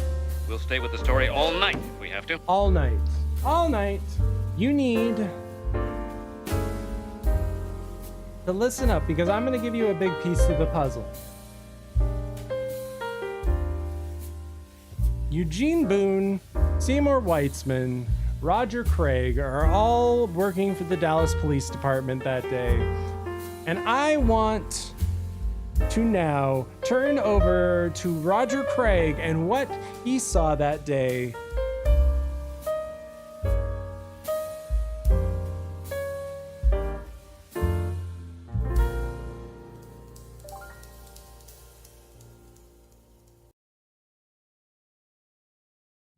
Roger Dean Craig, former Dallas County Deputy Sheriff, winner of the Man of the Year Award in 1960 for law enforcement in recognition of outstanding performance in the line of duty. Where were you on the day of the assassination of John Kennedy? I was standing out in front of the sheriff's office, which at that time was at 505 Main Street. They've moved it since then, but it was at 505 Main Street, directly in front of the front door. Was the motorcade passing that area at that time? No, we had to wait about 15 minutes before the motorcade arrived, but the sheriff had sent us out there that early to wait. Were you merely a spectator, or were you on duty? Well, no, I was on duty, but a couple hours before Kennedy was to arrive, the sheriff called us in, what I call the street people, the plainclothesmen, the detectives, and he instructed us that we were to stand out in front and in no way take part in the security of that motorcade, that we were merely spectators and nothing more. Did that seem unusual to you? It did to me at the time, because there were so many people around and so few Dallas police officers. This is one of the first things I noticed, was the lack of Dallas police officers. Tried to keep the people back. The president came by and they made the right turn on to Houston Street. And, I'll say, a few seconds later, give them time to get to Elm Street and make a left, I heard what I call a report, a gunshot. And I said, oh my God. And I turned and started toward Houston Street, running just as hard as I could. And I was probably 15 steps from Houston Street. And before I reached those 15 steps, I heard 2 more reports. Then you arrived at Elm Street? Right. Okay, what did you see? Well, there was a Dallas police officer running up the grassy knoll to the picket fence. So I immediately assumed the motorcade had left by then. And I immediately assumed that he knew something about the shots, or he wouldn't have been headed for the picket fence. So I followed him. Were you aware the president had been hit? Not at that time. Now, people were mentioning the president was shot, and someone else said a Secret Service agent was shot, and they were just Secret Service agents. Even he's saying it. So, okay, there's a lot to unpack here, guys. I'll try to break this down slowly because, boy howdy, Roger Dean Craig has a lot to tell you guys about what happened that day. If you are looking in storm drains and magic bullets, I hate to tell you, it's a lot simpler than that. It's a lot simpler than that. You're looking in the wrong direction and you're chasing ghosts. Fairies behind fences on grassy knolls. What if I told you it was way, way, way more simple than that? Already there's some spooky doop things that he's saying, that they're being told that they're not to participate in the motorcade, that they're just there as spectators. Boy, does that sound vaguely familiar?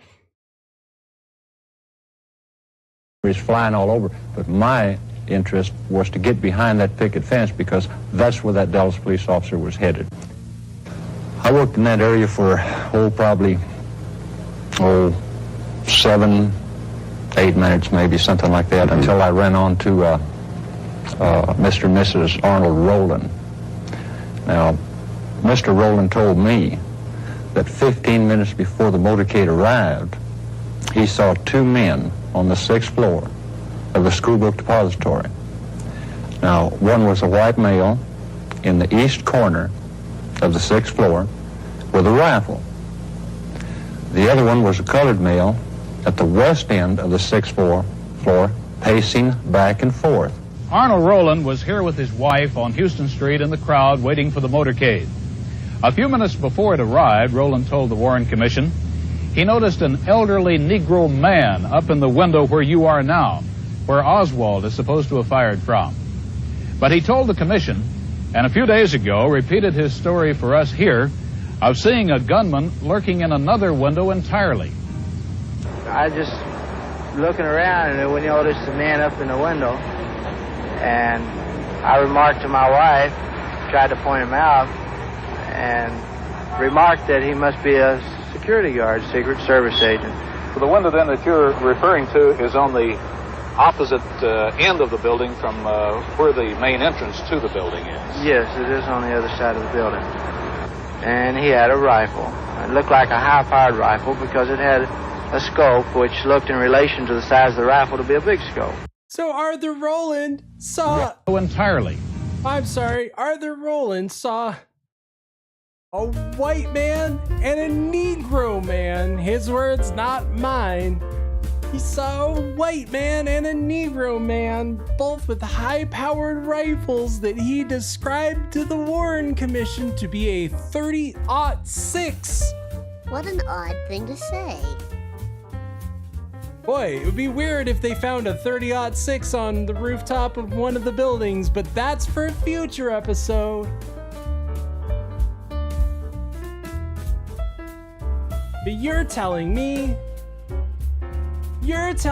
that there's people up in the school book depository window, 2 men, a white man and a Negro man, with high-powered rifles that look like .30-06 with telescopic sights.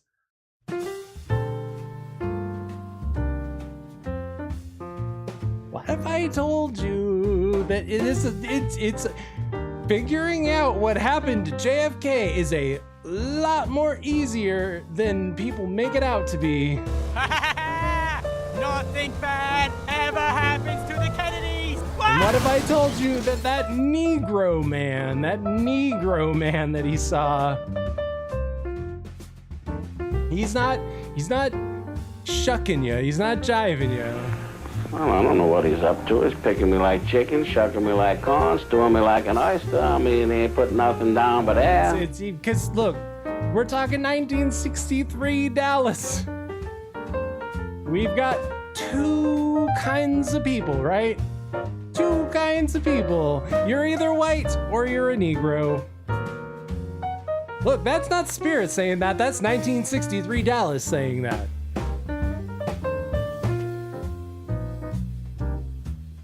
You're either a white man or you're a Negro. And if you don't know how to classify somebody and they're darker than a brown paper lunch bag, they're a Negro.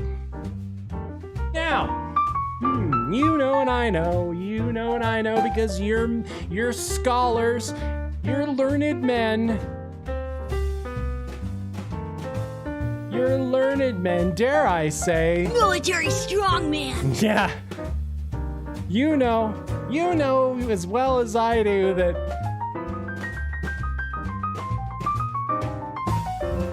down in old Havana,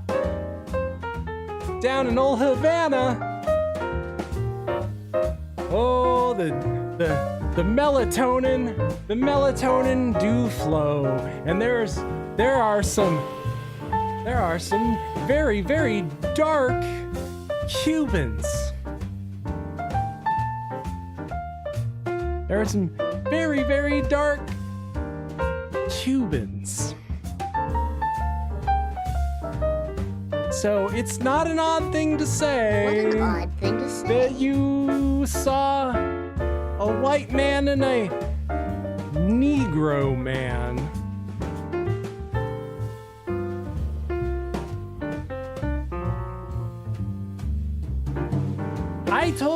I told you I'm giving you a giant piece of the puzzle to JFK tonight. You're welcome. A giant piece.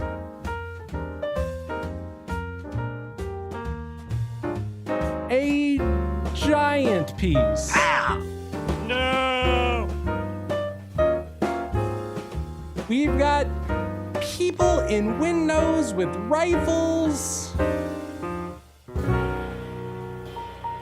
Lots going on. But, oh, there's so much more. There's a lot to unpack here, people.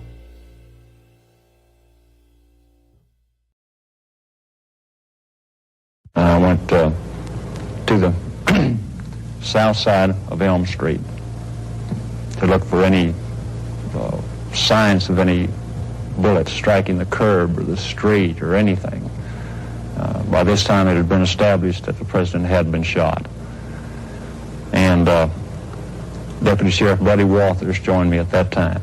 Everybody was coming to the scene of the shooting, which is normal.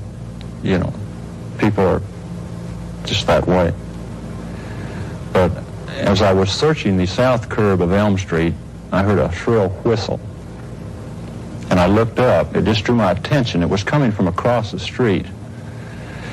And there was a light green Rambler station wagon driving real slow west on Elm Street. And the driver was leaning over to his right, looking up at a man running down the grass. So I immediately tried to cross the street to take these two people into custody for questioning. Just, everybody else was coming to the scene. These were the only two people leaving. And this was suspicious in my mind, at the time. So I wanted to talk to them. But I couldn't get across the street because the city officer who was stationed at Houston and Elm had left his post, and the traffic, was so heavy I just couldn't get across the street to him. But I did get a good look at the man coming down the grassy knoll. And he got into the station wagon, and they drove west on Elm Street. Dallas police officers tonight took Lee Oswald to a secret lineup somewhere in the Dallas police station. It's reported that an unidentified witness was waiting there to view Oswald. No other details on that. A Dallas Sheriff's Officer Roger Craig said Oswald was definitely the man he saw run from the Texas Book Depository building right after the assassination. He said that Oswald whistled at a man in a station wagon. The man stopped and the two drove away. Police said a few minutes later, Officer J.D. Tippett was slain by an unknown man as he was trying to arrest about 2 miles from the scene of the assassination. You guys probably aren't as familiar with the school book depository and the grassy knoll as I am. I want you to try to visualize it. If you'll give me a moment, I might even have a photo to help you. Hang on.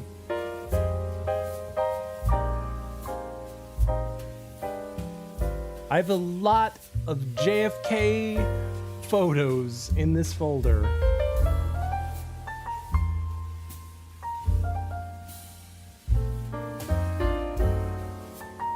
But I can tell you, as I looked for an overhead of Dealey Plaza,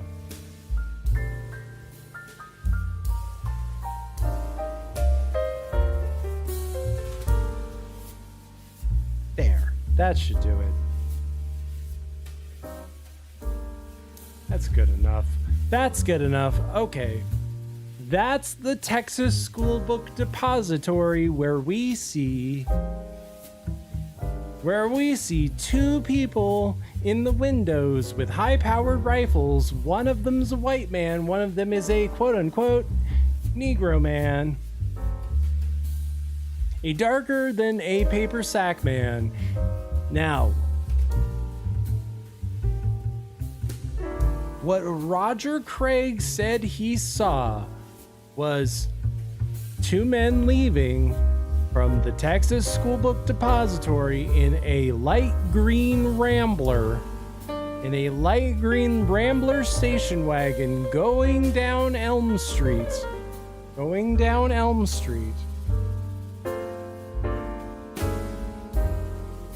Who picked up a man who whistled running down the grassy knoll, which is over here.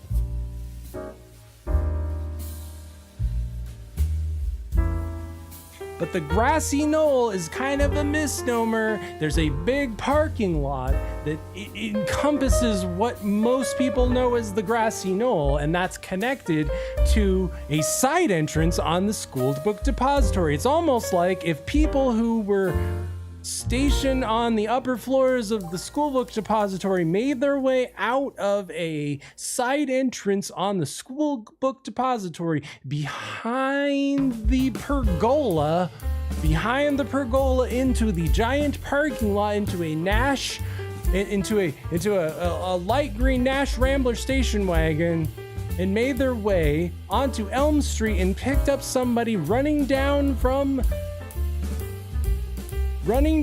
the grassy knoll in a light green Rambler station wagon. A light green Rambler station wagon.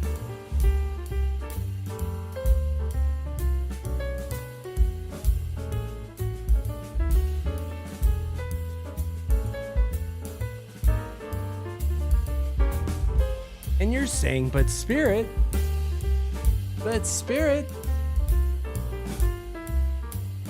only Roger Craig saw this? No! Because in 1974, Helen Forrest witnessed the same scene as Roger Craig, but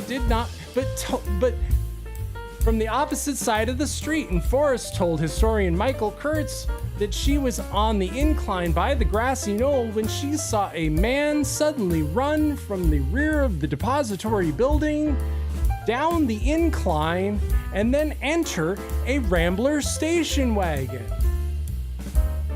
A Rambler station wagon.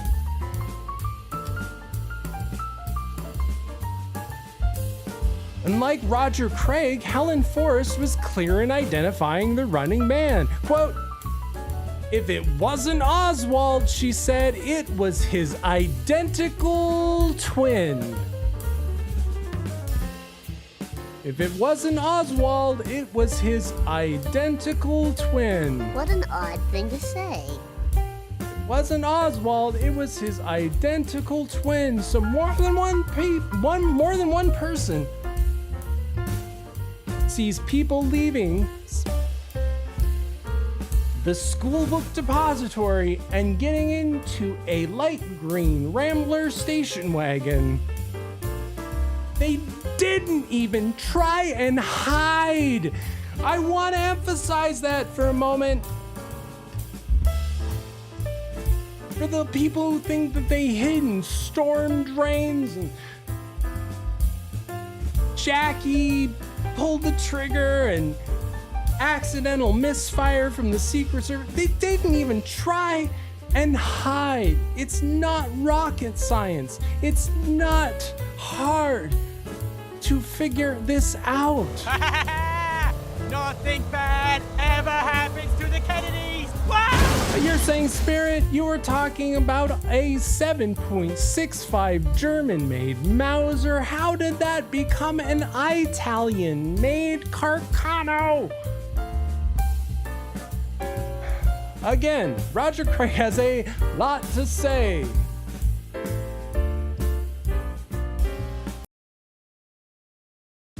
It had been determined that the shots came from the southeast window. How, I don't know. The Dallas police were saying this, so we immediately went there. And Deputy Sheriff Luke Mooney was with me when we found the shells. We found 3 holes beside the window on the 6th floor. And they were laying 3 in a row, not more than an inch. This was breast, the 3 spent cartridges. 3 spent cartridges. They were lying 3 in a row, not more than an inch apart, all pointing in the same direction. Of course, I didn't touch them. They hadn't been photographed or fingerprinted or anything. I didn't touch those. And there was a lunch sack, very small, brown paper lunch sack up there. Had some chicken bones in it. And there was a soda bottle sitting on the box. And we began then to search for a weapon. And we started toward, everybody took a different direction, and Deputy Sheriff Boone and myself just happened to head for the northwest corner of the building. And Boone was ahead of me by about 8 feet. And there were a stack of boxes just at the head of the stairwell going downstairs. And Boone looked over into it and said, "Here it is. Here's the rifle." So I immediately went over beside him and looked over, and there was a rifle. But we didn't touch it until Captain Fritz and Lieutenant Day from the ID department of the Dallas Police Department got there. Now, Captain Fritz was Chief of Homicide, and Lieutenant Day was from the Identification Bureau. They got there and took some pictures of the rifle.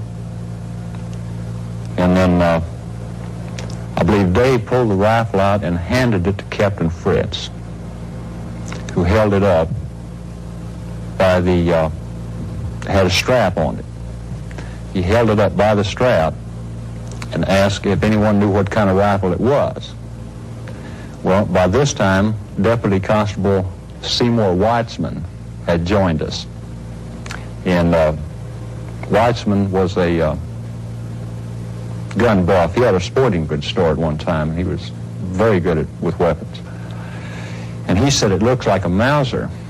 And he walked over to Fritz, and Captain Fritz was holding the rifle up in the air, and I was standing next to Weitzman, who was standing next to Fritz, and we weren't any more than 6 or 8 inches from the rifle, and stamped right on the barrel of the rifle was 7.65 Mauser. And that's when Weitzman said, "It is a Mauser," and pointed to the 7.65 Mauser stamp on the barrel. There's an intonation to that statement that it should mean something. Well, the shells we found came from a 6.5 Italian rifle. You mean those 3 cartridges? The two don't relate. 3 cartridges that were found at the southeast corner. In the southeast corner. Came from a 6.5 Italian carbine. So Boone and Weitzman and Craig all swore under oath on affidavit that what they found, what Captain Fritz identified, was a 7.65 Mauser. What if I were to tell you, oh, there's more, oh, my friends?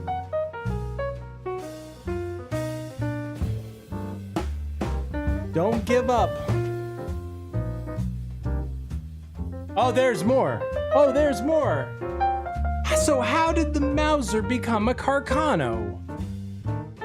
How did the Mauser become a Carcano, you ask?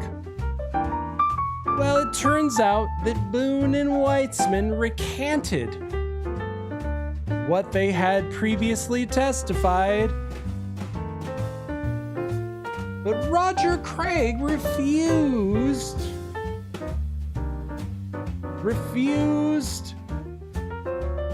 to change his story that what they found was a 7.65 Mauser. However, Weitzman was happy to change his tune.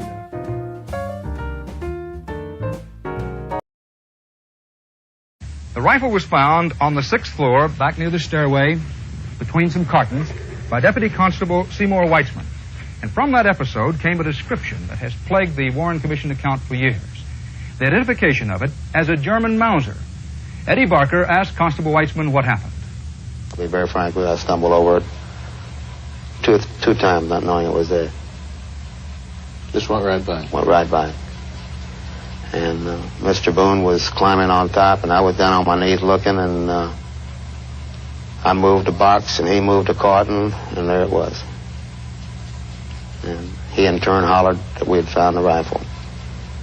Well, when did you first get a full view of the gun? When the crime lab brought the gun out, after they had gone over it, well, I could see portions of the gun while they were doing partial investigation of it there in the building. What kind of gun did you think it was? To my sorrow, I looked at it, and it looked like a Mauser, which I said it was, but I said the wrong one because it just at a glance I saw the Mauser action, and I don't know, it just came to words, it's a German Mauser, which it wasn't. It's an Italian-type gun. But from a glance, it's hard to describe, and that's all I saw. It was at a glance. I was mistaken, and it was proven that my statement was a mistake, but it was an honest mistake. It was just an honest mistake. Just an honest mistake that he misidentified the Carcano as a German-made Mauser. And you're saying, but Spirit,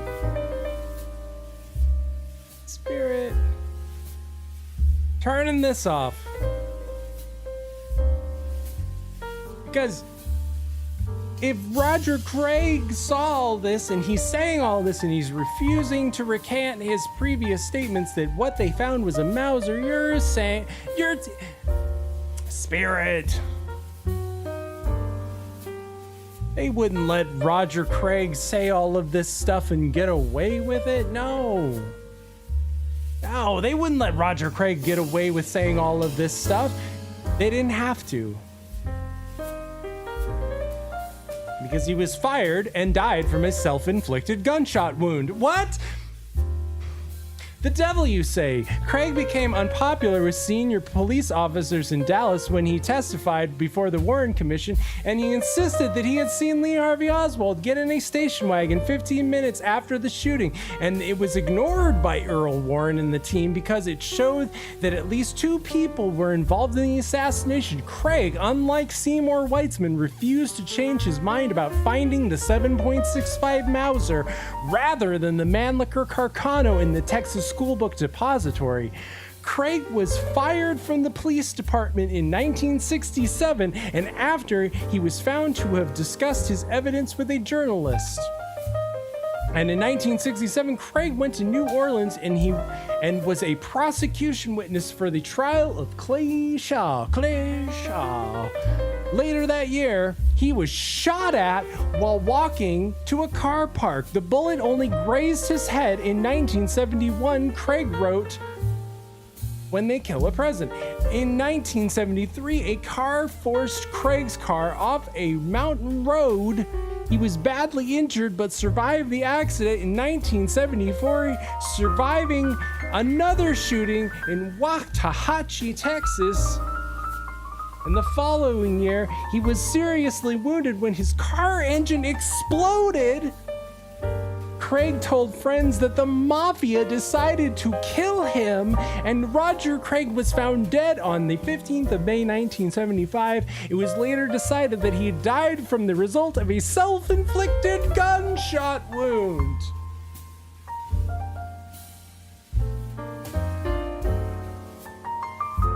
Pow! No!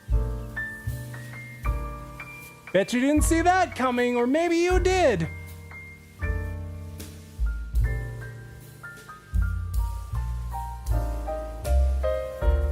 But we've got a Mauser that's turning into a Carcano, and Spirit, you're telling me about a green Rambler station wagon. Dallas Deputy Sheriff Roger Craig reported on November 23rd, the day after the shooting, that after the shots, he saw a man run down the grassy knoll and get into a light-colored Rambler station wagon with a luggage rack on the roof. Craig said in the report that his attention had been drawn to the man because he heard a shrill whistle. The station wagon pulled to the curb, and Craig described the driver as a dark-complected white male. There was no description of the man Craig reportedly saw running down the hill. Craig said he tried to stop the car and talk to the two men, but was unable to reach it because of heavy traffic. Craig said he immediately reported it to a Secret Service agent in the area. Later that afternoon, Craig was told to come down to City Hall. He said that when he arrived at City Hall, he identified the subject they had in custody as the same person he saw running down the hill, entering the Rambler station wagon. When Roger Craig testified before the Warren Commission on the 1st of April, 1964, he repeated his account about the running man. Craig said the man was in line with the southwest corner of the depository building, and he started to run toward Elm, where it curves under the overpass. Craig said the station wagon was driving in real slow on Elm Street, and said the driver was leaning to his right, looking up the hill at the running man. During his testimony, Craig described the man running down the hill as a white male in his 20s, 5 foot 8 inches and 5 foot 9 inches in height, with medium brown sandy hair. He was wearing a medium blue trousers and a light tan shirt. Craig described the driver of the car as very dark complected, with a real short dark hair. Craig thought at first that he was a Negro. He was wearing a thin-looking white jacket with a windbreaker. Craig said he did not get a good look at the driver. Craig said also the car looked white and appeared to have a Texas license. Craig said Craig reportedly committed suicide. In 1975, another person also reported seeing a Rambler station wagon in Dealey Plaza immediately after the shots. An FBI interview on the day after, Marvin Robinson said that he was traveling west on Elm Street towards Houston Street after the assassination, and just as he crossed the intersection of Elm and Houston, he was in front of the depository. A light-colored Nash station wagon appeared before him. He said the station wagon stopped. He saw a white male come down the grassy hill between the building and the street and enter the station wagon, and the car then headed towards Oak Cliff's section of Dallas. Robinson, he would not be able to furnish a description or identity of the man who entered the station wagon. Robinson did not testify before the Warren Commission, and he has not been located by the committee. The committee also attempted to pin down the information about the cars which were parked in the area of the depository at the time of the presidential motorcade for any further identification of cars reported in Dealey Plaza. And it's not just Roger Craig. And it's not just Robinson, it's Richard Randolph Carr, who worked as a steel construction worker in Dallas. The same day as the assassination, he was working on the 7th floor of the new courthouse building on the corner of Houston in Dealey Plaza just before JFK was shot, and saw a heavy-set man with horn-rimmed glasses and a tan sport jacket on the 6th floor of the Texas Book Depository. After the shooting, Carr saw the man emerge from the building. Carr followed the man and later told the FBI this man, walking very fast, proceeded on Houston south to Commerce Street to Record Street. The man got into a 61 or 62 gray Rambler station wagon, which was parked just north of Commerce Street on Record Street. This evidence corroborated the claims made by Roger Craig. Both Carr and Craig described the driver of the car as being dark-skinned. But I'm sure, like, nothing bad happened to Richard Randolph Carr, right?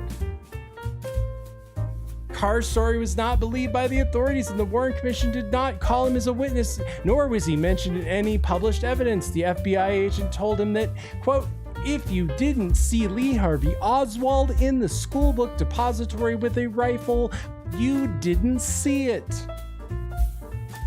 If you didn't see Lee Harvey Oswald in that Texas school book depository, you didn't see it." And later, several members of the Dallas Police Department raided his house in the middle of the night, and they claimed that they were looking for stolen goods, but he was not charged with any offense. And Carr also received threatening phone calls telling him to leave Texas, and he moved to Montana. Later, he found dynamite taped to his car ignition just before he testified in the New Orleans trial of Clay Shaw. A gunman attempted to kill him. Another attempt on his life took place in Atlanta. This time he was stabbed, but he managed to kill one of the two men who attacked him. Based. And Richard Randolph Carr died in Norton, West Virginia on the 4th of August, 1996.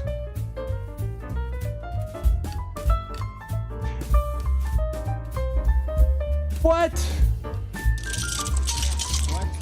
Yeah! Where'd you get that?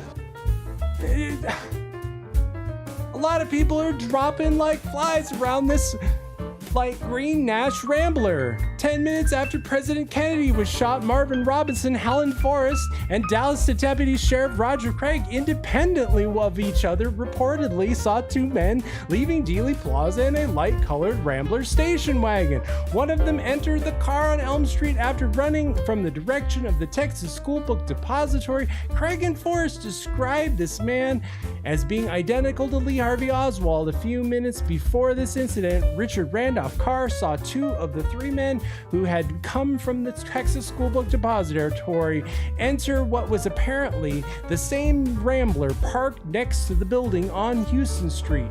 He saw the third man enter the car seconds later on Record Street, 1 block east and 2 blocks south of the School Book Depository.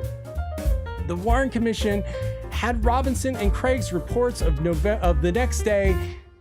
It also had Craig's statement of the FBI from the day before. Also, Carr's statements to the FBI.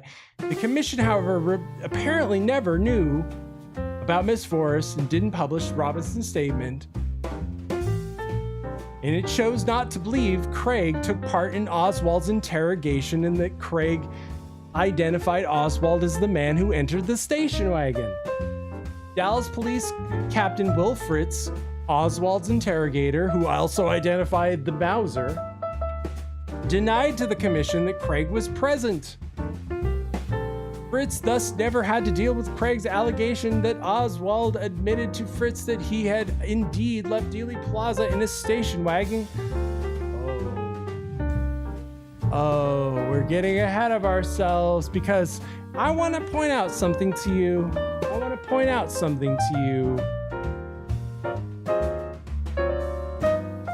This is a 1959 Rambler station wagon.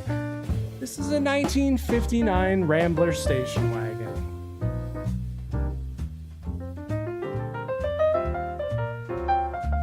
This is a 1959 light green, light blue Rambler station wagon. And this, my intrepid listeners, my intrepid viewers, this is a 1955 Chevy Bel Air.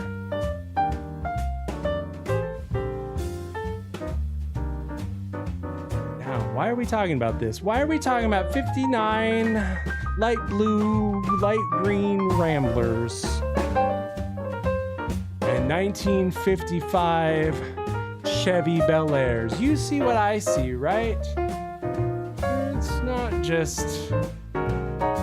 It's not just a trick of the eye. They're very similar to the eye, right? Right? I'm not just seeing things, right?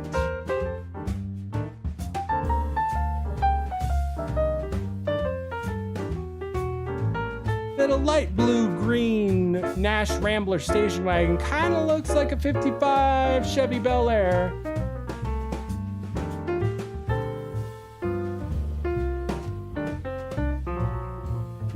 Boy, it would be weird if somebody owned a 55 light blue, light green Chevy Bel Air, right? That afternoon, after Officer Tippett was killed, they took a suspect into custody. And I was thinking about this man getting away from me. The man that got into the Green Rambler. The Green Rambler. And I called Captain Fritz at his office and gave him a description of the man I saw get into the Rambler. And he told me, and I quote him, "It sounds like the suspect we have in custody. Come on up and take a look at him." So I went out and got in my unmarked car and drove to the City Hall, went directly to Captain Fritz's office. And we went into Captain Fritz's inner office, and the man was sitting in a chair behind a desk. And there was another gentleman. I assumed he was one of Fritz's people because he had the white cowboy hat on, which was the trademark at that time of the Dallas Homicide Bureau. And Fritz turned to me and said, "Is this the man you saw?" And I said, "Yes." And it was. It was. So he turned to the suspect and he said, "This man saw you leave." At which time the suspect became a little excited. And he said, "I told you people I did." And Fritz said, "Now take it easy, son," talking to the suspect. He said, "We're just trying to find out what happened here." He said, "What about the car?" I didn't say station wagon. He said, "What about the car?" At which time the suspect leaned forward and put both hands up on the desk and said, "That station wagon belongs to Mrs. Payne. Don't try to drag her into this." That station wagon belongs to Miss Payne. Don't you try and drag her into this. What an odd thing to say. That station wagon belongs to Mrs. Payne. Don't you try and drag her into this.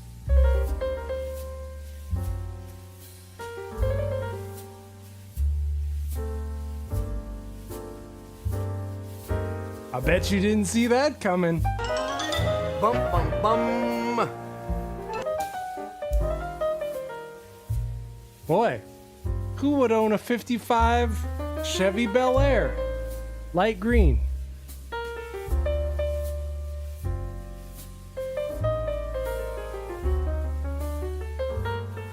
I'm not even saying They're the same car. I'm not even saying that for the sake of argument, but what a weird thing to say. What an odd thing to say. That when you're confronted with, slow down, son. We just want to hear about the car.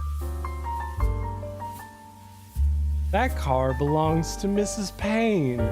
That car belongs to Mrs. Payne. Don't you try and drag her into this. What an odd thing to say. Mrs. Payne! Oh.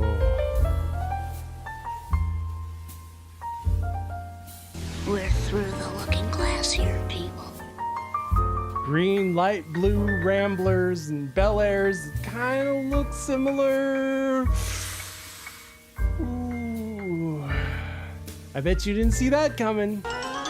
Bum, bum, bum. Don't you get Miss Payne wrapped up in this.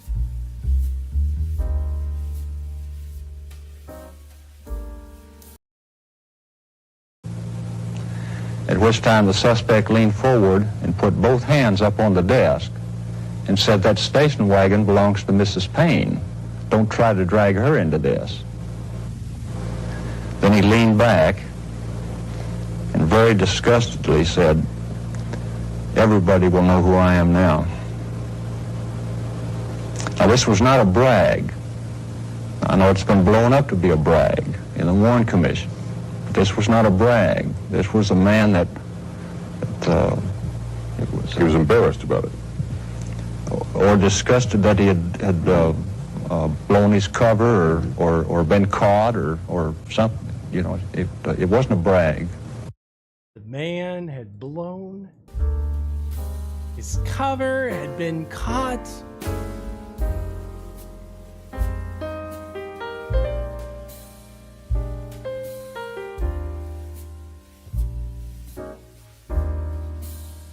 That car belongs to Mrs. Payne. Don't you try and drag her into this. What an odd thing to say. Even if it's not the same car. I'm not even saying it's the same car, but... What an odd thing to say.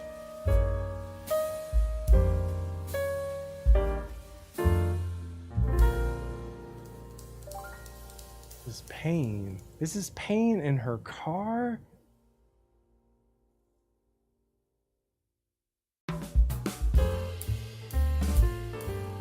That car.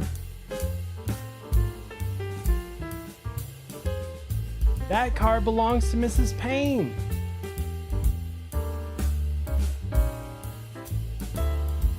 Don't you try and drag her into this. You mean this car?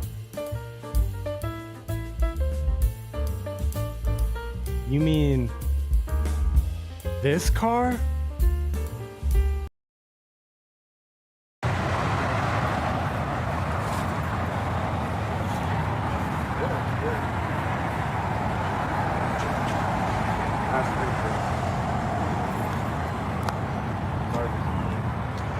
I'm here at Texas Classic Cars today and going over a pretty ominous piece of history. This car I'm fixing to show you is a 1955 Chevrolet Bel Air four-door wagon. And this vehicle transported Lee Harvey Oswald from New Orleans, Louisiana to Dallas, Texas in March of 1963. Some friends of theirs, his wife, Marina, lived with him. And here's the car. This car's been in a Texas garage since 1978. Still got its original engine in it. Hadn't ran in a long time. I'm just going to let the video do the talking. In this shop, the past is very much present. These are what we call survivors. But one corroding clunker screams for attention.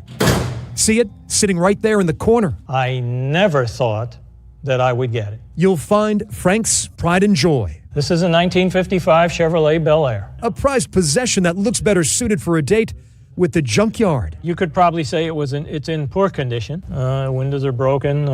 It doesn't run. But from bumper to bumper, Frank sees nothing but beauty in this jalopy with a story. It appears as though something has happened in the motorcade route. Something, I repeat, has happened in the motorcade. 61-year-old station wagon was once owned by Ruth Payne. A lot of people may recognize that name if they know anything about the Kennedy assassination. Ruth Payne befriended Lee Harvey Oswald and his wife Marina. I think that Lee Harvey Oswald sat right here where I'm sitting and put his hands on this steering wheel, turned that ignition, used this selector, and drove this car. Not long after the assassination, Ruth Payne sold her Bel Air to the next-door neighbor. She did indicate that this car held some bad feelings for her. There it sat for more than 50 years, deteriorating, until it went on the auction block in 2015. It's in poor condition, but we're lucky that it still exists.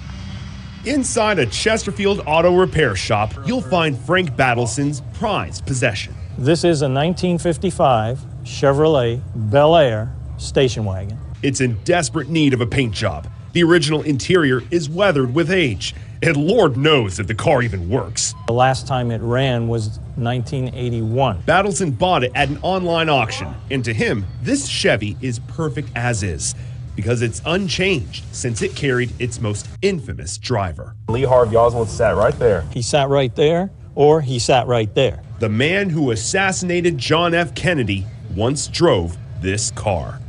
As the story goes, in 1963, Lee Harvey Oswald and his wife Marina befriended a woman named Ruth Payne. Payne helped Oswald get a job at the Texas School Book Depository, but he didn't know how to drive. So in the fall of that year, Payne took Oswald out on the weekends in her car to teach him. She allowed him to drive it one time from the house to the shopping center. Other than that, all his driving time were lessons in the parking lot. Not only did this car carry Lee Harvey Oswald, it also carried an important part of this tragedy in the back. This car ultimately transported the rifle that assassinated the president on several occasions. The rifle looked exactly like this, and Oswald kept it in a Marine duffel bag, unbeknownst to Payne. She had no idea, no one, the FBI, no Secret Service. Frank Battleson is quite an expert on this history, but he wasn't there. So I made a phone call. Hello, this is Ruth. Hi, Ruth. It's John Rogers. Ruth Payne lives in California. He could be prickly, and he did argue with Marina. And he wanted only to speak Russian. He never had anybody call or come to the house or anything like that. So he was pretty much a loner. Payne was religious, charitable, and happy to help Oswald learn to drive. He only wanted to speak Russian to me. I said, well, I can't teach you driving in Russian because I don't know the words. Payne says Oswald never got the hang of driving, but ultimately that didn't matter. She never imagined he was capable of such violence. I was very angry about it and very hurt and distraught that Kennedy had been killed. We just didn't know that he was that crazy. Payne was just an ordinary woman with an ordinary car, both now inextricably linked to one of the darkest days in American history. Just an ordinary woman with an ordinary car. I bet you didn't see that coming. Bum, bum, bum. That car belongs to Mrs. Payne. Don't you try and drag her into this. I bet you didn't see that coming.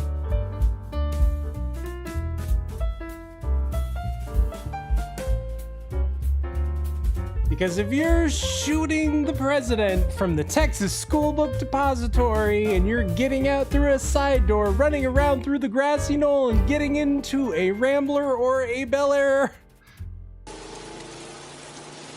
This is gonna take Cracker Jack timing, Wang.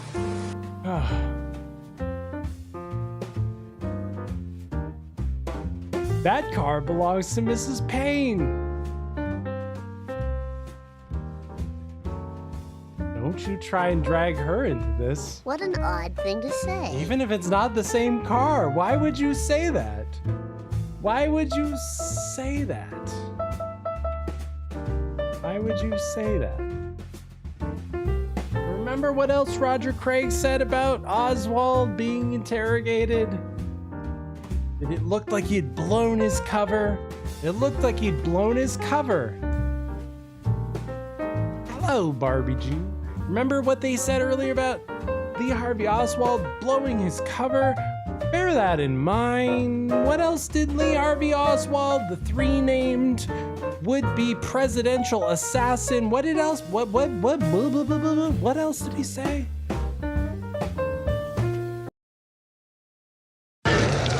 Let's get one shot. I'd like some legal representation. These police officers have not allowed me to have any. I don't know what this is all about. Kill the president? No, sir, I didn't. People keep asking me that. Sir? Did you shoot the president? I work in that building. Were you in the building at the time? Naturally, if I work in that building, yes, sir. Back up, man. Did you shoot the president? No, they're taking me in because of the fact that I lived in the Soviet Union. I'm just a patsy. I'm just a patsy. Wow. What an odd thing to say. I mean, if you wanted to be recognized, if you wanted infamy as the person who shot the president, you'd think that you would.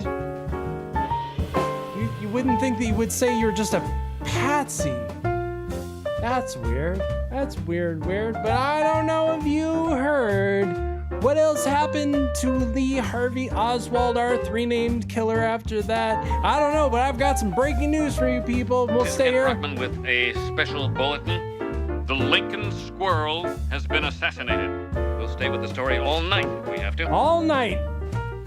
All night if we have to. Remember what happened after our three-named would-be presidential assassin shooter said that he was just a patsy? What happened? Remind me again. Here he comes. Now the prisoner wearing the white spider chain on his t-shirt. Let me have it. I want it. Being let out by Captain Fritz. There is the prisoner. There is Lee. He's been shot. He's been shot. Lee Oswald has been shot. There's the man with a gun. Absolute panic. Absolute panic here in the basement of Dallas Police Headquarters. Detectives have their guns drawn. There is no question about it. Oswald has been shot at point-blank range, fired into his stomach. He is shot. He is shot. Oswald. It is Oswald. You are. Was that the man that shot the man, or do you know? That is the man that shot the man. That is the man that shot the man. And it's weird that Captain Fritz... Weird. Captain Fritz, that the same guy who identified it as a 7.65 Mauser, he happened to just lead Oswald out. Pow! No, Jack Ruby. No.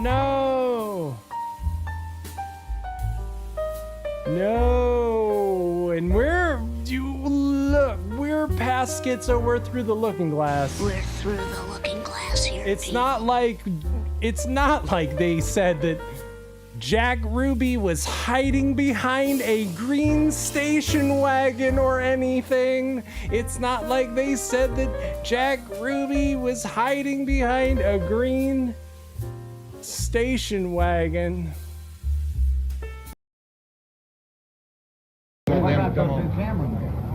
Well, McGee's got him over there. Camera because I helped hold that camera as he started off. It went into the crowd over there. The camera never was hooked up. And this man came from behind this camera or from this corner and just dove out of the crowd. He came from behind that car, that green car there. He jumped up over the rail. That green car over there. I saw the gun. I saw the gun. He jumped up over that green car over there. You seen what I seen? That green car. What an odd thing to say. There just happens to be a lot of green station wagons. I'm not saying it's the same station wagon, but it would be weird. I'm gonna turn it over to old Tucker here. It would be weird, right? If Jack Ruby, the guy who supposedly shot the president, would be weird if he If his psychiatrist was an MK Ultra CIA operative, right? Right.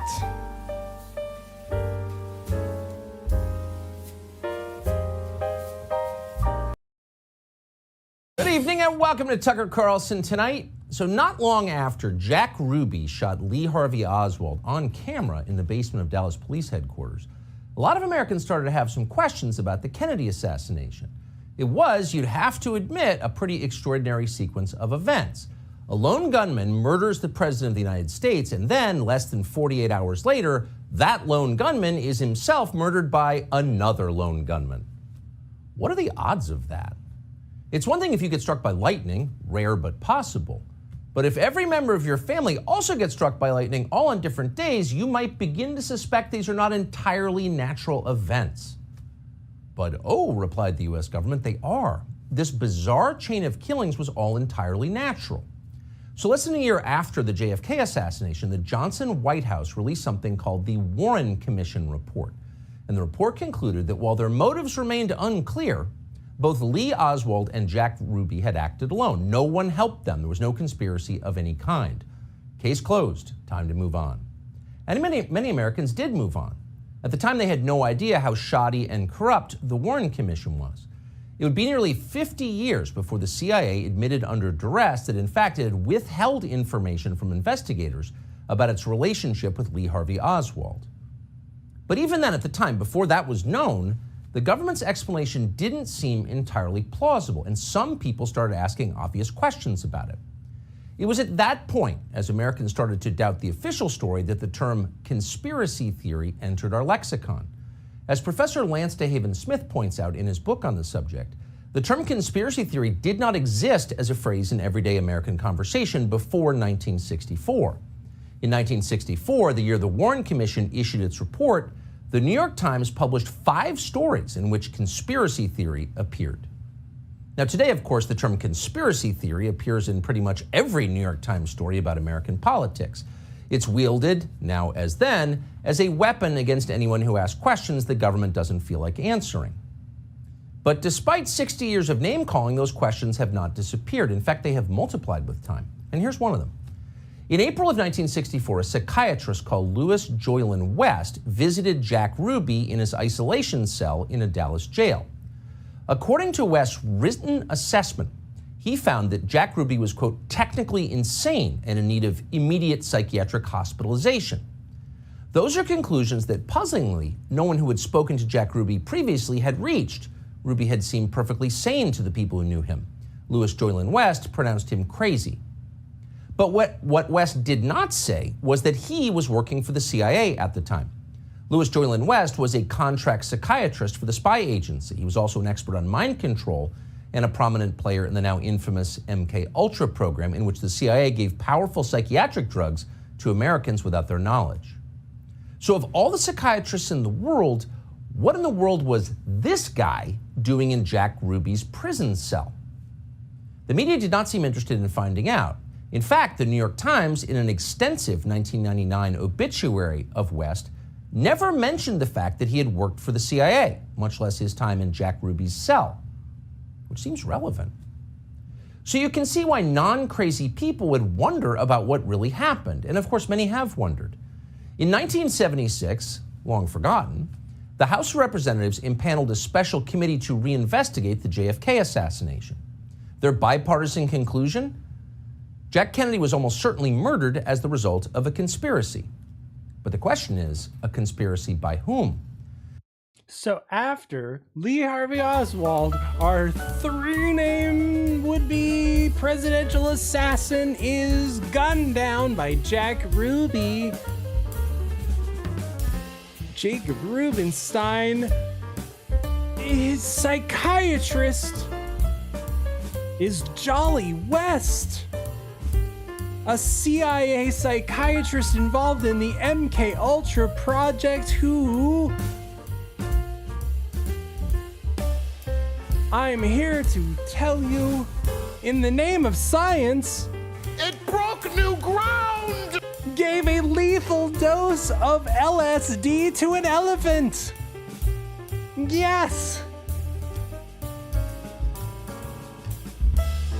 In the name of science, Jolly West gave a lethal dose of LSD to Tusko the elephant to see how much LSD it would take to kill an elephant. In the name of science. It broke new ground! Oh shit!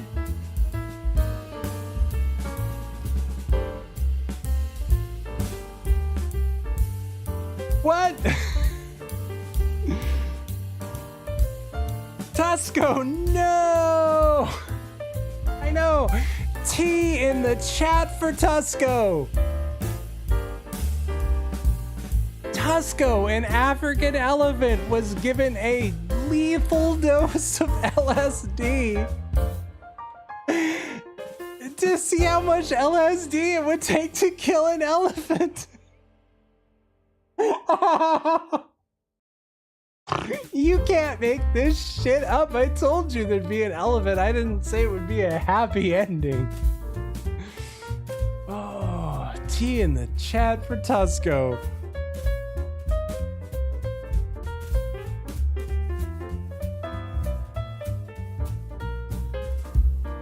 The same guy who gave a lethal dose of LSD to an elephant to see how much LSD would kill an elephant was the psychiatrist for Jack Ruby in prison, who was an MK Ultra.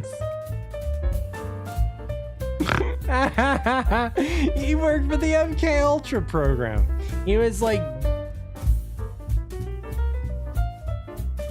deeply involved in it. But no.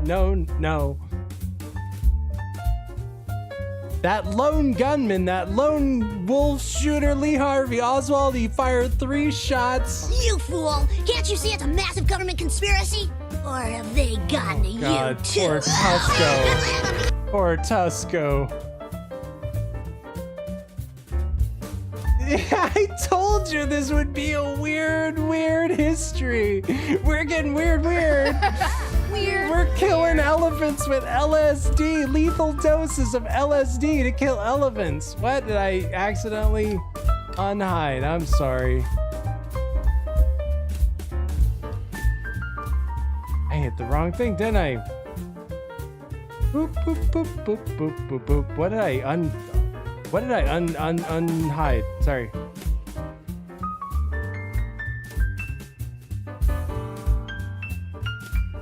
Fish. While we work this out, what did I unhide?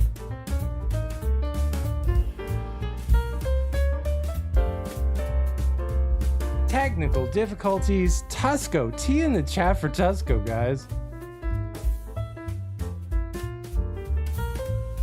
I unhid the TV background. Where's the TV background? Hey, now's a good time to tell you, buymeacoffee.com/mooseheaven. You can help buy alcohol for this stream so that I can do these kind of weird things. Hey, there we go. I knew I'd get it eventually. Thanks for bearing with me. Hey, I've got some breaking news for you guys. Kent Brockman with a special bulletin. The Lincoln Squirrel has been assassinated. We'll stay with the story all night if we have to. All night if we have to. Buy me more alcohol. Buy me at alcohol.com/mooseheaven, because it's not just JFK. It's not just JFK. Nothing bad ever happens to the Kennedys. Remember, it's the Kennedys, and I'm telling you that the conspiracy for RFK's murder is even more open and shut than the JFK one. So, y'all remember when RFK, his brother, was running for president and he got killed? Remember that? Back in 1968, Democratic candidate Robert F. Kennedy was at a campaign event at the Ambassador Hotel right here in Los Angeles. NBC4's Jonathan Gonzalez has more from that night. Jay. You know, Michael, June 5th, 1968, a day that most Americans and Angelinos will remember when U.S. Senator and Democratic presidential candidate Robert F. Kennedy was shot and killed right here in Los Angeles in present-day Koreatown. His assassination forever altering how presidential candidates are protected. Senator Kennedy has been shot. Is that possible? Get the gun. Get the gun. Robert F. Kennedy's assassination at the now-defunct Ambassador Hotel in Los Angeles forever changed the protection of presidential candidates. It was just minutes after midnight on June 5th, 1968, when Kennedy wrapped up his victory speech after being declared the winner of the California Democratic primary just hours before. Kennedy walked off stage and was shot and gravely wounded in the kitchen of the hotel ballroom by Sirhan Sirhan. On end, everybody was in mourning. I was a little boy and I was crying. And everybody I knew was crying. It was a terrible, terrible, terrible event. Kennedy died 26 hours later at an LA hospital, nearly 5 years after his brother, President John F. Kennedy, was assassinated in Dallas. After winning California, historian Craig Shirley says the second-place candidate was now on his way to mounting a comeback when he was murdered. He probably was still behind Hubert Humphrey in terms of delegates, but I have every belief that Robert Kennedy would have devised a way to pry loose enough delegates in Chicago to get the nomination in 1968. Sirhan, a 24-year-old Palestinian man, was eventually convicted of first-degree murder as well as other charges. He was upset about Kennedy's support for Israel during the Six-Day War. Kennedy was pro-Israel and made himself known that he was very pro-Israel. Oh, you don't say. And so, presumably, Sirhan killed him for political reasons. Sirhan is serving a life sentence and remains in prison to this day. He's been denied parole 16 times, most recently last year. Though in 2021, a parole board recommended his release, but it was blocked by Governor Newsom. Robert Kennedy's assassination forever changed security for presidential campaigns. After his death, Congress changed the mandate of the Secret Service to include security for presidential candidates. Presidential candidates. The Secret Service devised a formula of where they stood in the polls and fundraising to decide whether or not they warranted Secret Service protection. But it changed radically. I mean, the Secret Service detail grew exponentially. Now, before today, the last time a presidential candidate survived an assassination attempt was just 4 years later, 1972. That was Alabama Governor George Wallace, who was running to be the Democratic Party's nominee for president. He survived being shot 4 times, but he did not go on to win his party's nomination. It was because of the Kennedys that it changed how people running for the president receive Secret Service detail. Wow. Wow. Pow! No! What a tie-in to today, right?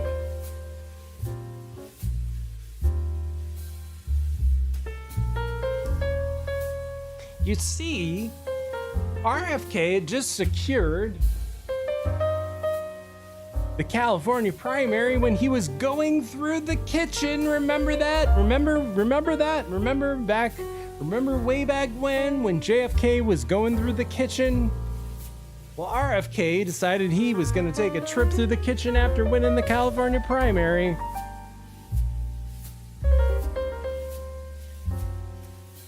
And I've got some breaking news, and we'll see here all night. Brockman with a special bulletin. The Lincoln Squirrel has been assassinated. We'll stay with the story all night if we have to. All night. A reporter for the Mutual Broadcasting System, Andy West, was in the hallway, the kitchen hallway in the Ambassador Hotel last night when Senator Kennedy was shot. He is perhaps the man who was closest to the senator when the shots were fired. Let's go back now to that hour last night. First, Senator Kennedy in victory, and then the voice of reporter West as our cameras show the panic that gripped the scene. So I thank all of you who made this possible this evening. All of the effort that you made, and all of the people whose names I haven't mentioned, but who did all of the work at the precinct level, who got out the vote, who did all of the effort, brought forth all of the effort that's required. I was a campaign manager 8 years ago. I know what a difference that kind of an effort and that kind of commitment makes. So I thank all of you, those of you who are here.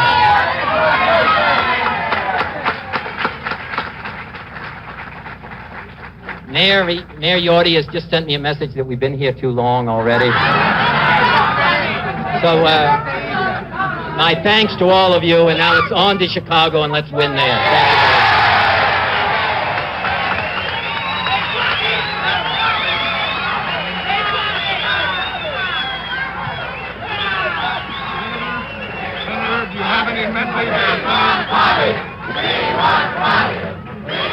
How are you going to counter Mr. Hinkley and his background as far as the delegate votes? Just go, Dr.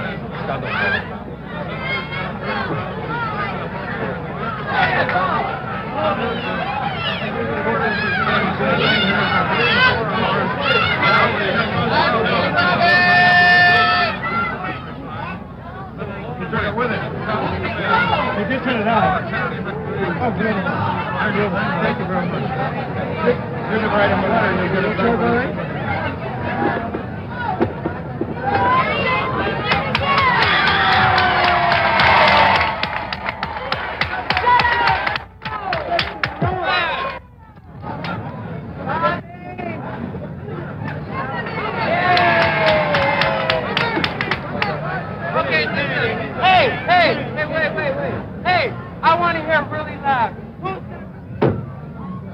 Senator Kennedy has been shot. Is that possible? Is that possible?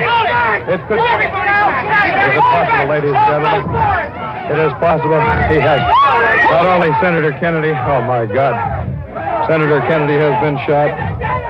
And another man, a Kennedy campaign manager, and possibly shot in the head. I am right here. Rafer Johnson has a hold of a man who apparently has fired the shot. That's it, Rafer. Get it. Get the gun, Rafer. Okay, now hold on to the guy. Hold on to him. Hold on to him, ladies and gentlemen. Hold him. Hold him. We don't want another Oswald. Hold him, Rafer. We don't want another Oswald. Hold him, Rafer. Keep people away from him. Keep people away from him.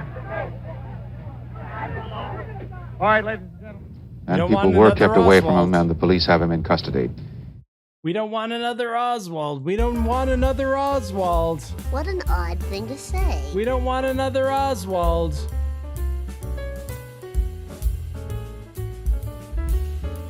From our Palestinian, Jordanian would-be assassin, Sirhan. Sirhan, so Sirhan, they had to name him Sirhan twice.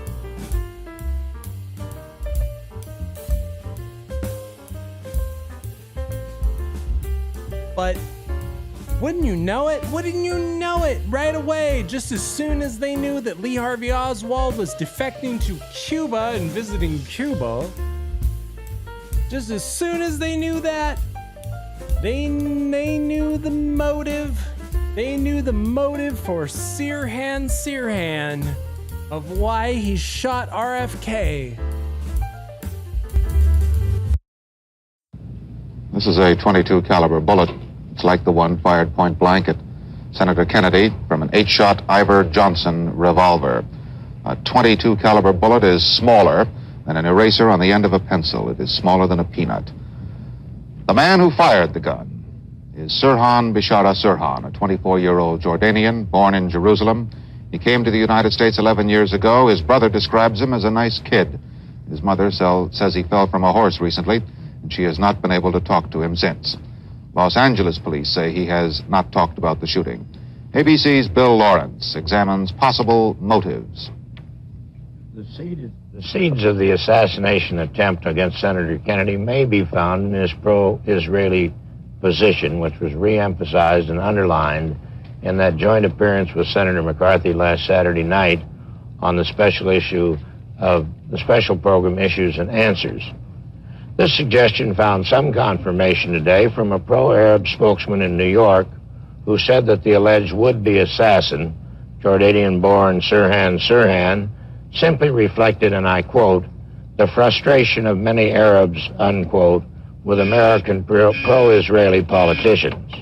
Even as Senator Kennedy hovered near death, the Arab spokesman, Dr. M.T. Mahedi, said that while he was appalled by the shooting of Kennedy, his organization condemned the senator for kowtowing to Zionist pressure to the detriment of American interests in the Middle East.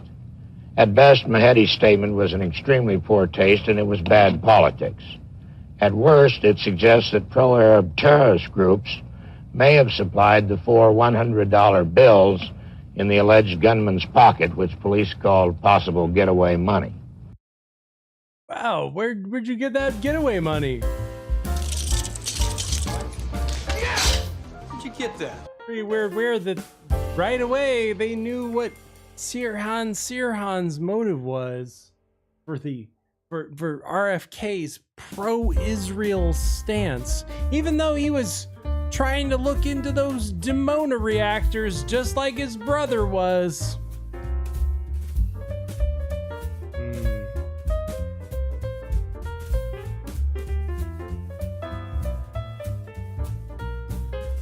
But I don't know if you guys heard. This is Kent Brockman with a special bulletin. The Lincoln Squirrel has been assassinated. We'll stay with the story all night if we have to. All night, and it's not like it's not like the media would use the assassination of RFK to editorialize about gun control. No. Republican leader Senator Everett M. Dirksen said the shooting was a disaster of national proportions. 1968. And said it emphasizes the lawlessness which grips the nation. Which leads us, of course, to the fact that the Senate and the House still refuse to pass adequate rifle and gun control bills that would perhaps keep them out of the hands of men like the one who shot and attempted to kill Senator Kennedy this morning. Editorial remark, but I would like to have made it myself too. The permissiveness which allows all this violence to go on, and in many cases permits it. No nation on earth allows people to buy guns as easily and to have access to murder weapons as easily as this nation does, and it would seem extremely easy to stop it. They say that we actually have a disaster form of government. Congress only functions after a disaster has happened, and that's generally proved true in depressions and wars. They don't take much action to avoid the depressions of the wars, but they act after them. However, we had a disaster 5 years ago when a president was shot with a mail-order weapon by a madman, and if there was ever a time, a disaster to prompt Congress to act, that was it, and they didn't do it. And we wonder, Howard, whether they will do it after tonight's event. I frankly doubt that they will do There's it. There's a powerful lobby. The lobby is so mighty, and there's such a want of strength of character in so many people in an election year that you just wonder whether they will do anything and just let mad people go on getting these weapons. Well, I'd better stop editorializing. I think we're going to show the pictures of what happened. Wow. In an election year, they're just letting these madmen buy weapons. Pow! No, nothing like today, right, folks? This is 1968.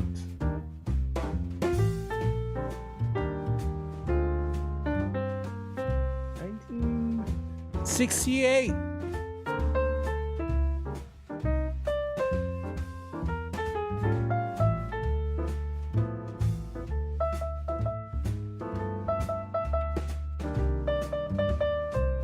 Wow. Not much has changed, right? When you hear media people using a assassination or an attempted assassination on a populist political figure to editorialize about gun control, no, that's a new phenomena, right? No, my friends. tonight. Bill, the invisible men who run this report for us have told me through this earpiece that I should make some editorial remarks, so I shall try to do so.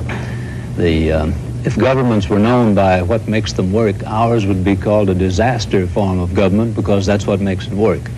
After a depression is broken out, we take action, but Congress never does take action to prevent a depression. After a war is broken out, we take action, but we can't take action to prevent it. We had a disaster about 5 years ago, November the 22nd, 1963. The president was assassinated by a mail-order weapon. Ever since then, the present president, and some of the members of Congress have been trying to pass a law to make it harder for madmen to get their hands on weapons. In this country, it's easier than in any country in the world for everybody to get a weapon. Governor Romney of Michigan some time ago said that the arsenals that both Negroes and whites have been piling up in their homes since the troubles in Detroit last year are just frightening. Whoa. What an odd thing to say. What an odd thing to say.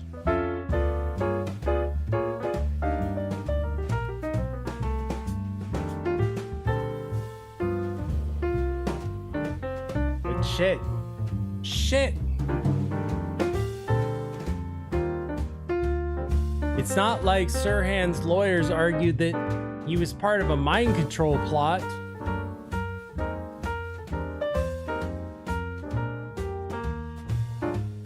It's not like Sirhan's lawyers argued that he was part of a mind control plot. It's not like the invisible people who run this news broadcast who have told me to editorialize. What an odd thing to say. Did you catch that? I'm sorry, I almost let that fly. The invisible people who run this news broadcast who have told me to editorialize about gun control. What an odd thing to say.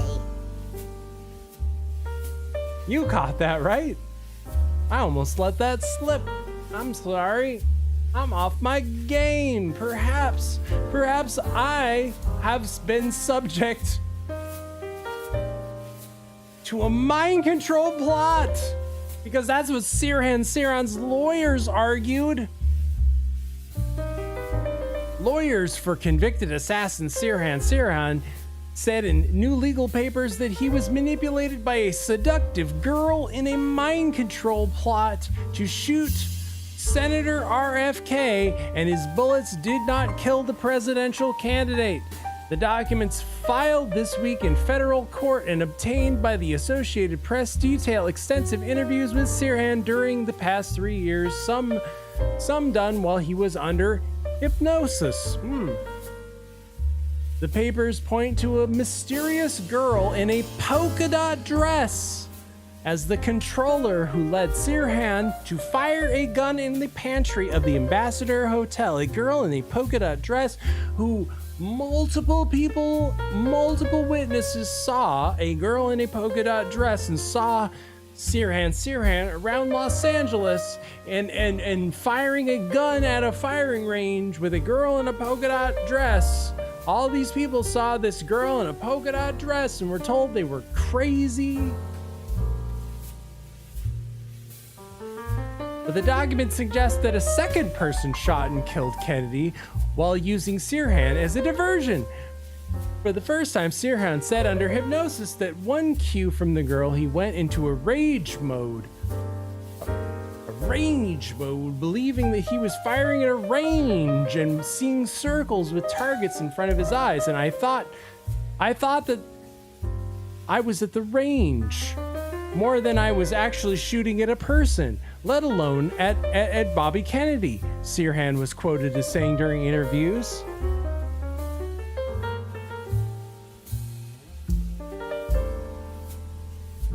The story of the girl has been a lingering theme in accounts of events.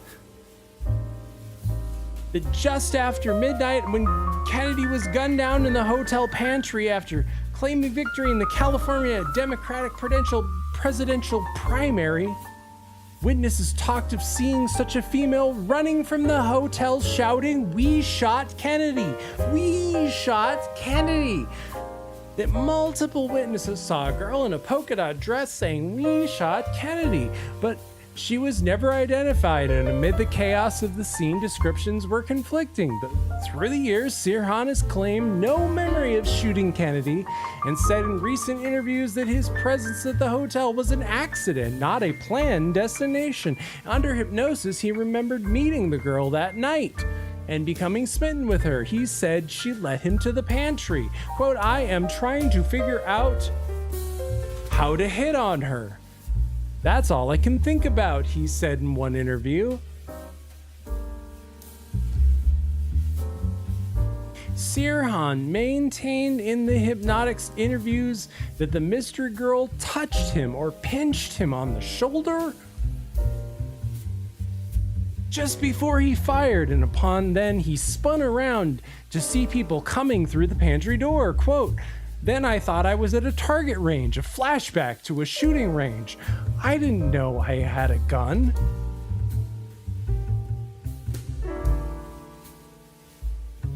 Under what Brown called the condition of hypnotic free recall, he said Sirhan remembered seeing a flash of a second gun at the time of the assassination without hypnosis.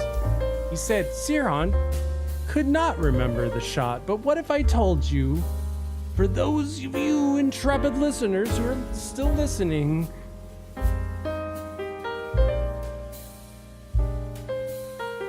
that figuring out who shot RFK is way easier and way more open and shut than who shot his brother. Pow! No! What if I just told you who shot and killed RFK wasn't Sirhan, it was his bodyguard, Thane Eugene Caesar. It's that easy. It's literally that easy. It was his own bodyguard. It was his own bodyguard who snuck up and put a slug in his head. Ow! No! RFK's own bodyguard snuck up, put a slug in his head, just like his brother, just like his son with that slug in his head. Kennedys just seem to have a thing for getting slugs in the head. Nothing bad ever happens to the Kennedys. Slugs in the head.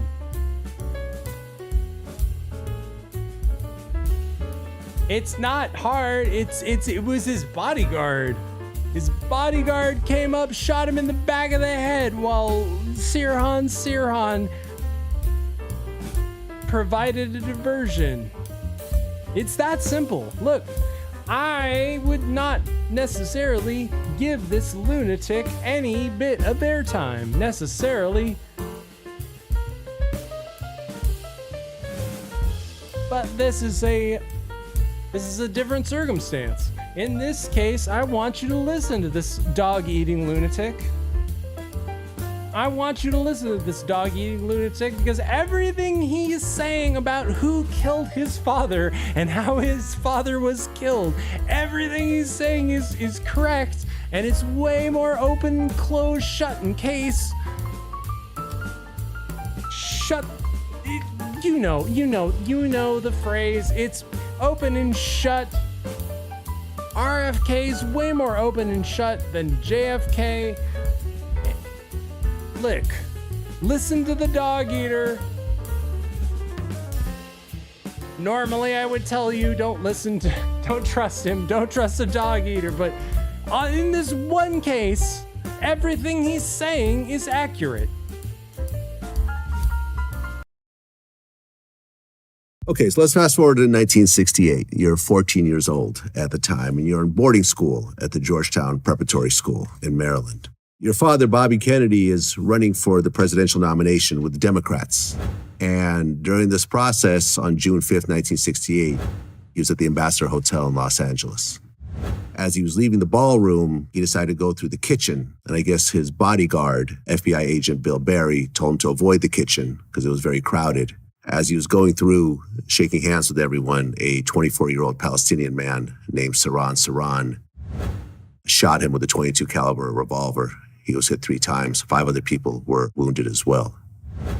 When you found out that your dad had gotten killed, what went through your mind? Well, first of all, I would dispute that description of what happened. Okay. I don't believe that Sirhan's bullets ever hit my father. Okay. And neither did the coroner, Thomas Noguchi, who is probably the most famous coroner in American history, who did an autopsy that is known as the perfect autopsy. He actually flew in the chief coroners of all the every branch of the military service to sit in the surgery theater to watch what he did because he knew what had happened in Dallas. And he didn't want to repeat. And what he found, Sirhan had 8 shots. He had a .22 revolver, or 8 shots in it. And he fired 2 shots at my father. One of those shots hit Paul Schrade, who was the UAW, the United Auto Workers deputy chief. There was only 2 unions that supported my father, the United Auto Workers and Cesar Chavez union. And Paul Schrade had recruited Cesar Chavez to the United Farm Workers, so he was very close to my dad. He got shot in the head, and he was okay. And, he actually died 1.5 years ago and spent the last 20 years of his life trying to get Sirhan out of prison, the man who shot him. The other shot went past my father's head and hit a door jamb behind him, and it was later removed by the LAPD. It was dug out of the door jamb. The whole door jamb was removed. He was then pounced upon by 6 men, including Rafer Johnson, who was the 1960 decathlon champion, gold medal Olympian, one of my father's closest friends, and Rosie Greer, who was one of the, fearsome foursome, who had been a bodyguard for my dad. He was, one of the most famous football players of his time. And 4 other people, including the guy who was the director or the concierge of the Ambassador Hotel. And they pounced on him. They took his hand and pointed away from my father. So they pointed the opposite direction. Rafer Johnson later told me that he tried to get the gun out of Sirhan's hand, but Sirhan had superhuman strength. He's a little tiny man. I've met him. 5'5", I think. Yeah, he's tiny. But he couldn't, this big, Rafer is like 6'4" and solid muscle. He could not get and you had a professional lineman from, the Oakland Raiders there that day. And they couldn't get it. So he fires 6 more shots in the opposite direction and empties the chamber of his gun. He's always in front of my father, by the way. My father, he's sitting with his back to a steam table, and they bent him over the steam table. And he fired the bullets this way. As you pointed out, those bullets each hit people. So 5 people, one of them got hit twice. So if you just do the math, my father got shot 4 times from behind. And he hit 8 bullets in his gun. He didn't reload. We know what happened to the first 2, and we know what happened to the second 6. We know what happened to every one of those bullets. My father was killed from behind. He was shot 4 times. One of the shots went harmlessly through the shoulder pad of his suit. The other 3 were fatal or potentially fatal. And one of them was right behind his ear. All of them were contact shots. That's what Thomas Noguchi found, meaning the barrel of the gun was either touching his skin or his clothing and was and left a carbon tattoo, or was close enough, within an inch, close enough to leave a carbon tattoo. And the gun was being held at an upward angle.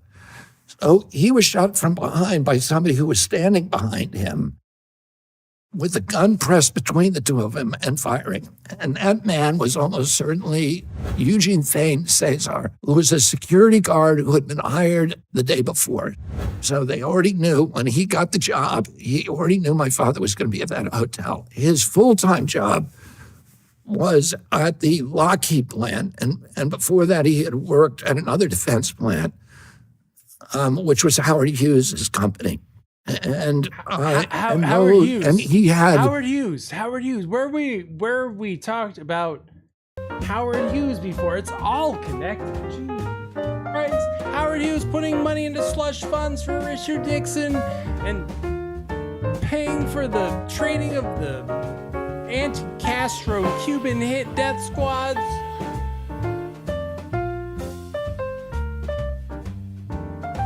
Normally I wouldn't give this dog-eating lunatic airtime, but everything he's saying is correct. Thane Eugene Cesar went pow. No. Yeah, he just snuck up and shot his dad in the back of the head. Gave him a slug in the brain. Just like him.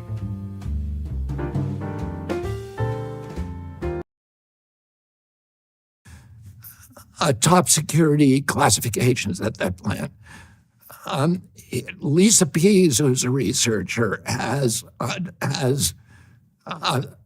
found documents where he self-identifies as a CIA agent. He ended up leaving the country. He was very outspoken against my father. He believed that my father would start a race war, and my father would put blacks in charge of the country, and he hated blacks. And he ended up leaving the country. He died about 1.5 years ago in the Philippines. Before he died, I tried to go over there and interview him.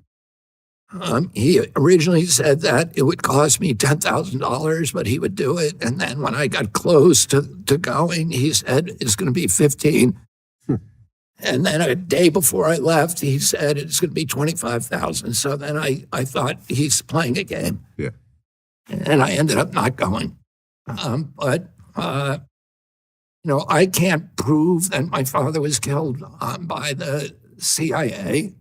But there's a lot of circumstantial evidence. And then, there's a lot of other circumstantial evidence, and particularly with Sirhan's background and his trial, there's a lot of, and the cover-up. There was a lot of agency involvement. So you're saying right now, Spirit, you expect me to believe this dog-eating lunatic? You expect me to believe this dog-eating lunatic? Never heard so much malarkey in my whole life. That Thane Eugene Cesar shot his dad in the head because he believed that RFK wanted to start a race war and let blacks take over. You're right now. You're probably wanting to turn this off. But what if I told you? What if you heard the words of Thane Eugene Cesar himself? What if I told you that he? Well, shit. I'll just let him talk.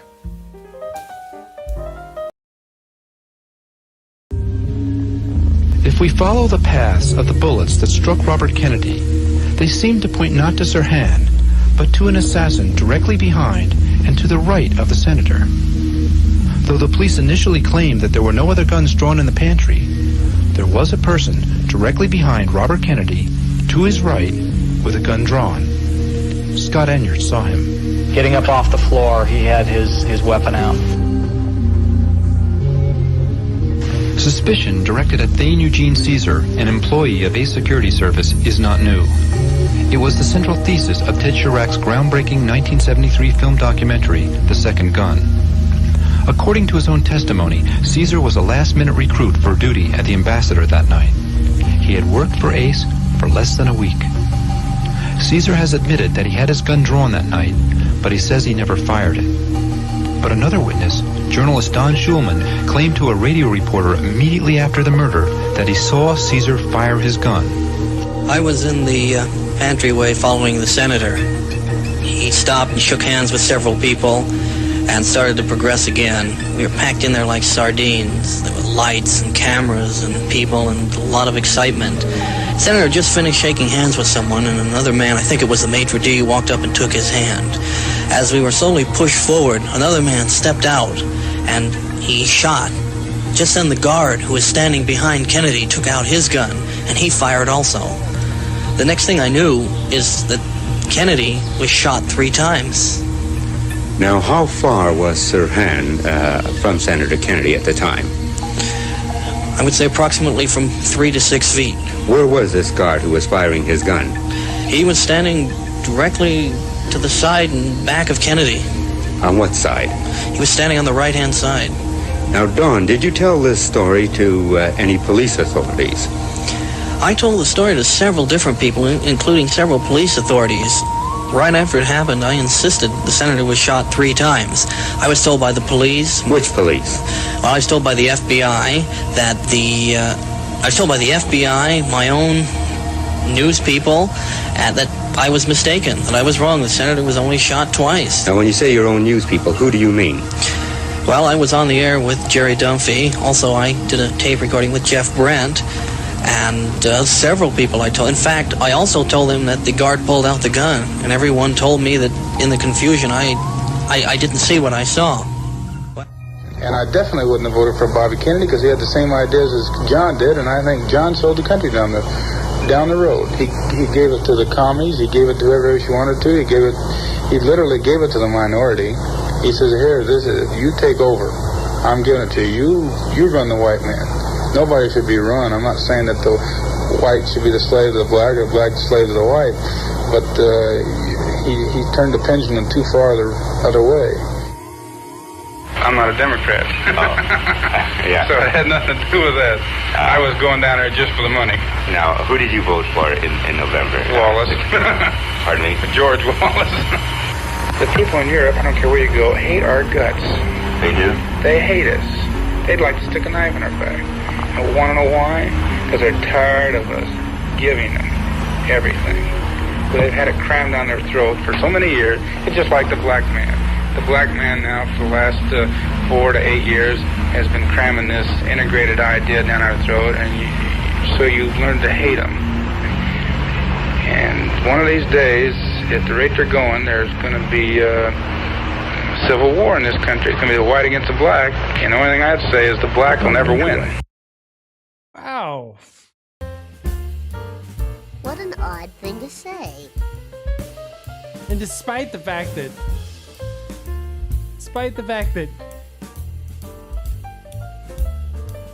the Secret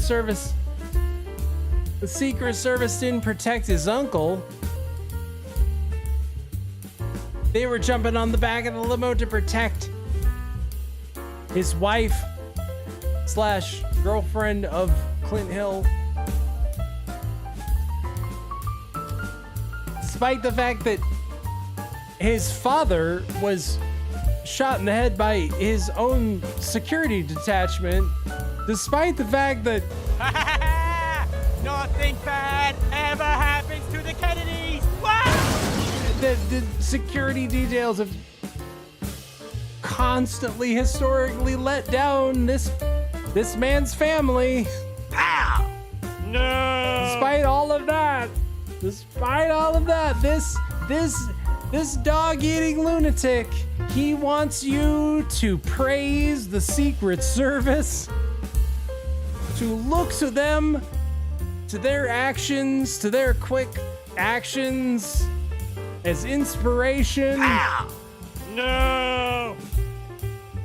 And he wants you to shut your goddamn mouth and stop instigating any kind of extremist violence.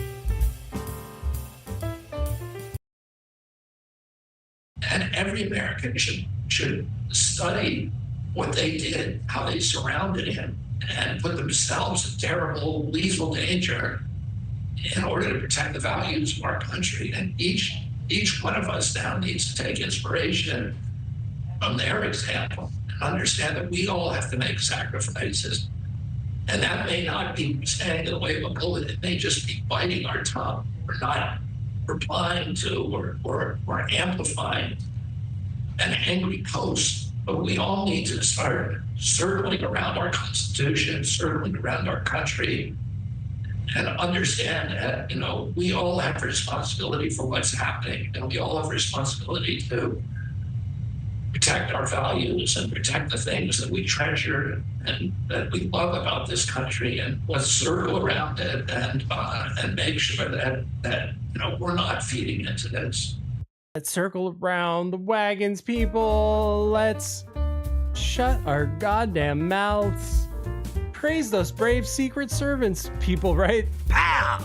No! Thank God they're there, right? Thank God. But remember, this is a weird history of people shooting at presidents. And I'd be remiss if I didn't talk about the most boring president of the latter half of the 20th century, Gerald Ford. Member of the Warren Commission, who personally moved the shot from JFK's back up to his neck so that it was in line with the magic bullet.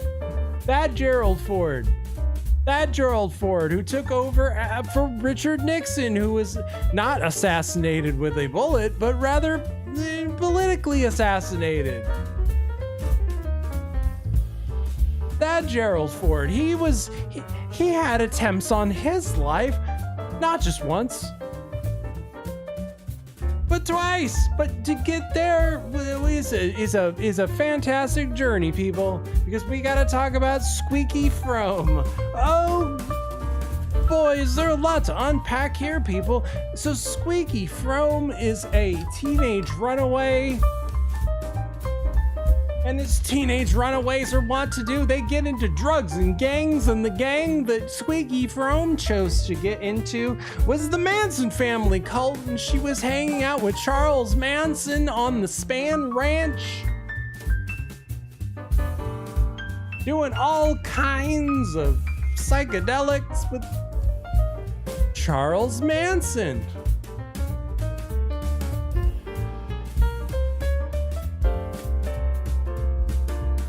When Charles Manson and his followers were tried for the Tate LaBianca murders, Squeaky Fromme and others would gather outside the courtroom, carving X's into their forehead in support of Charles Manson. Yeah.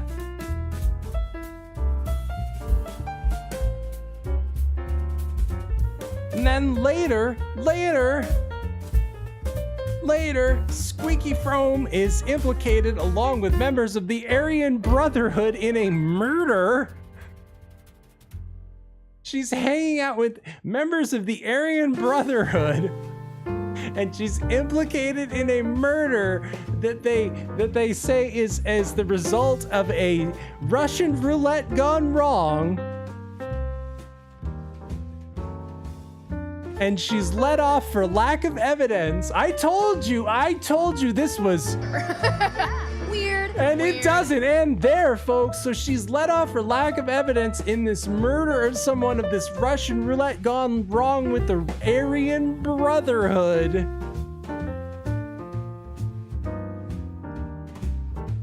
And it's from there that she starts stalking Jimmy Page of Led Zeppelin. She starts stalking Jimmy Page.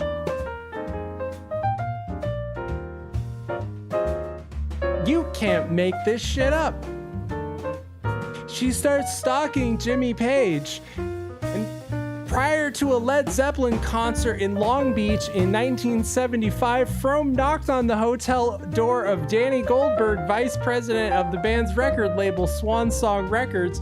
Fromme, described as frantic with a nervous tic marring her face, asked to meet with Led Zeppelin guitarist Jimmy Page to warn him, claiming to have foreseen the future and wishing to warn Page of imminent evil, which she believed might take place that night at the concert. Goldberg stated that she could not see Page until the following night, to which Frum responded, "Tomorrow night will probably be too late." After a long discussion, Goldberg agreed to deliver the message to Page if she wrote it down. Frum was subsequently escorted away against her will, and the note was ultimately burned and never read. Goldberg later saw Frum on the television news after she had attempted to assassinate President Gerald Ford, because later after that, dressed like the Rosemary's Baby,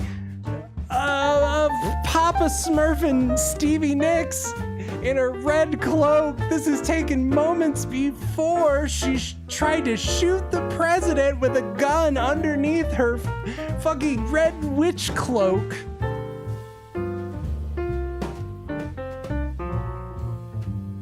She tried to assassinate the most boring president of the latter half of the 20th century, Gerald Ford. So obviously she went to prison, and while serving her prison sentence, she broke out of prison and tried to reunite with Charles Manson because she was in love with fucking Charles Manson. But later she was paroled in 2009. You can't make this shit up. You can't make it up.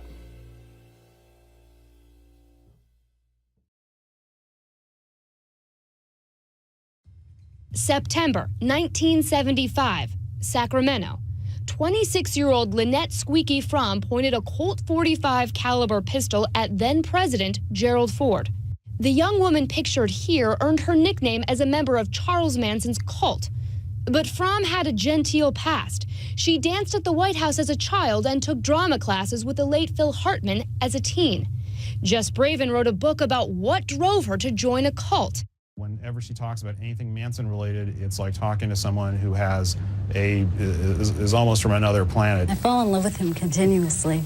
According to Braven, she felt guilty that other members of the Manson family went to prison for life and wanted to prove herself to them. That led her to become the first person in American history sentenced with the crime of attempting to assassinate a U.S. president. In a decades-old video released to the public for the first time Monday, the 38th president of the United States remembers the moment he first saw her. It was the first time a sitting president ever gave oral testimony in a criminal trial. I noticed a person in the second or third row in a brightly colored dress who appeared to want to either shake hands or speak, or at least wanted to get closer to me. I stopped because I was gradually moving toward the state capitol, and that was my first impression of a person who had a dress on. I, of course, didn't know who it was.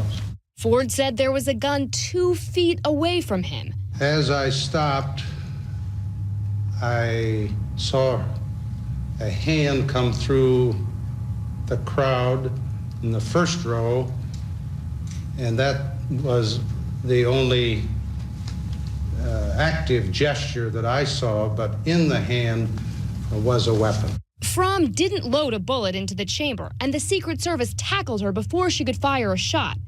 Ford didn't remember whether the gun clicked or not, and that's why the defense called him to testify. The whole purpose of that testimony was to cast doubt on the prosecution theory that she went there to kill him. In a prison interview, she dodged the ultimate question. I'm not saying I tried to take a shot. How do you take a shot without a shell in the chamber? Ford lived another 31 years, passing just after Christmas in 2006. He was 93. 3 years later, Squeaky Frum was released from federal prison. She's now 64 and living in upstate New York. Now, that testimony was at the old executive office building, which is right next door to the White House. Squeaky Fromm, of course, was not allowed to be there. In case you didn't hear me say it before, the most boring president in the latter half of the 20th century, Gerald Ford. I know. It's like listening to a president on 0.75 speed. In case I didn't say it before, there wasn't one attempt on his life. No! There wasn't one attempt, there was 2 attempts. No! Yes! Yes! Squeaky Fromm tried to shoot him at the California state capitol in a red Stevie Nicks Papa Smurf dress. But then he was also almost shot by some fucking Looney Tune leftist lady.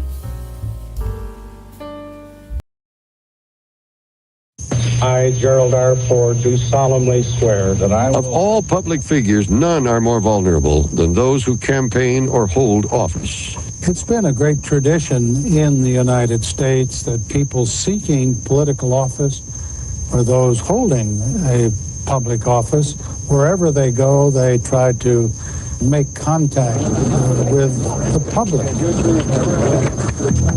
In September of 1975, as President Ford walks to the Capitol complex in Sacramento, California, he notices a small, waif-like woman in red. Ford had his hands out and was waving and had just come from breakfast with the businessmen, and he looked like cardboard to me. But at the same time, I had ejected the bullet in my apartment, and I used the gun as it was. Ford is not hit. A flying wedge of Secret Service agents push him out of target range. Within seconds, other agents grab Lynette Squeaky Fromm, 27-year-old follower of mass murderer Charles Manson. She is yelling, "This man is not your president." I'm not saying I tried to take a shot. How do you take a shot without a shell in the chamber?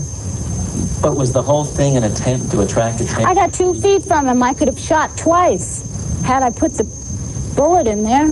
2.5 weeks later, President Ford is in San Francisco. As he leaves the St. Francis Hotel and walks toward his waiting limousine, a shot explodes from across the street.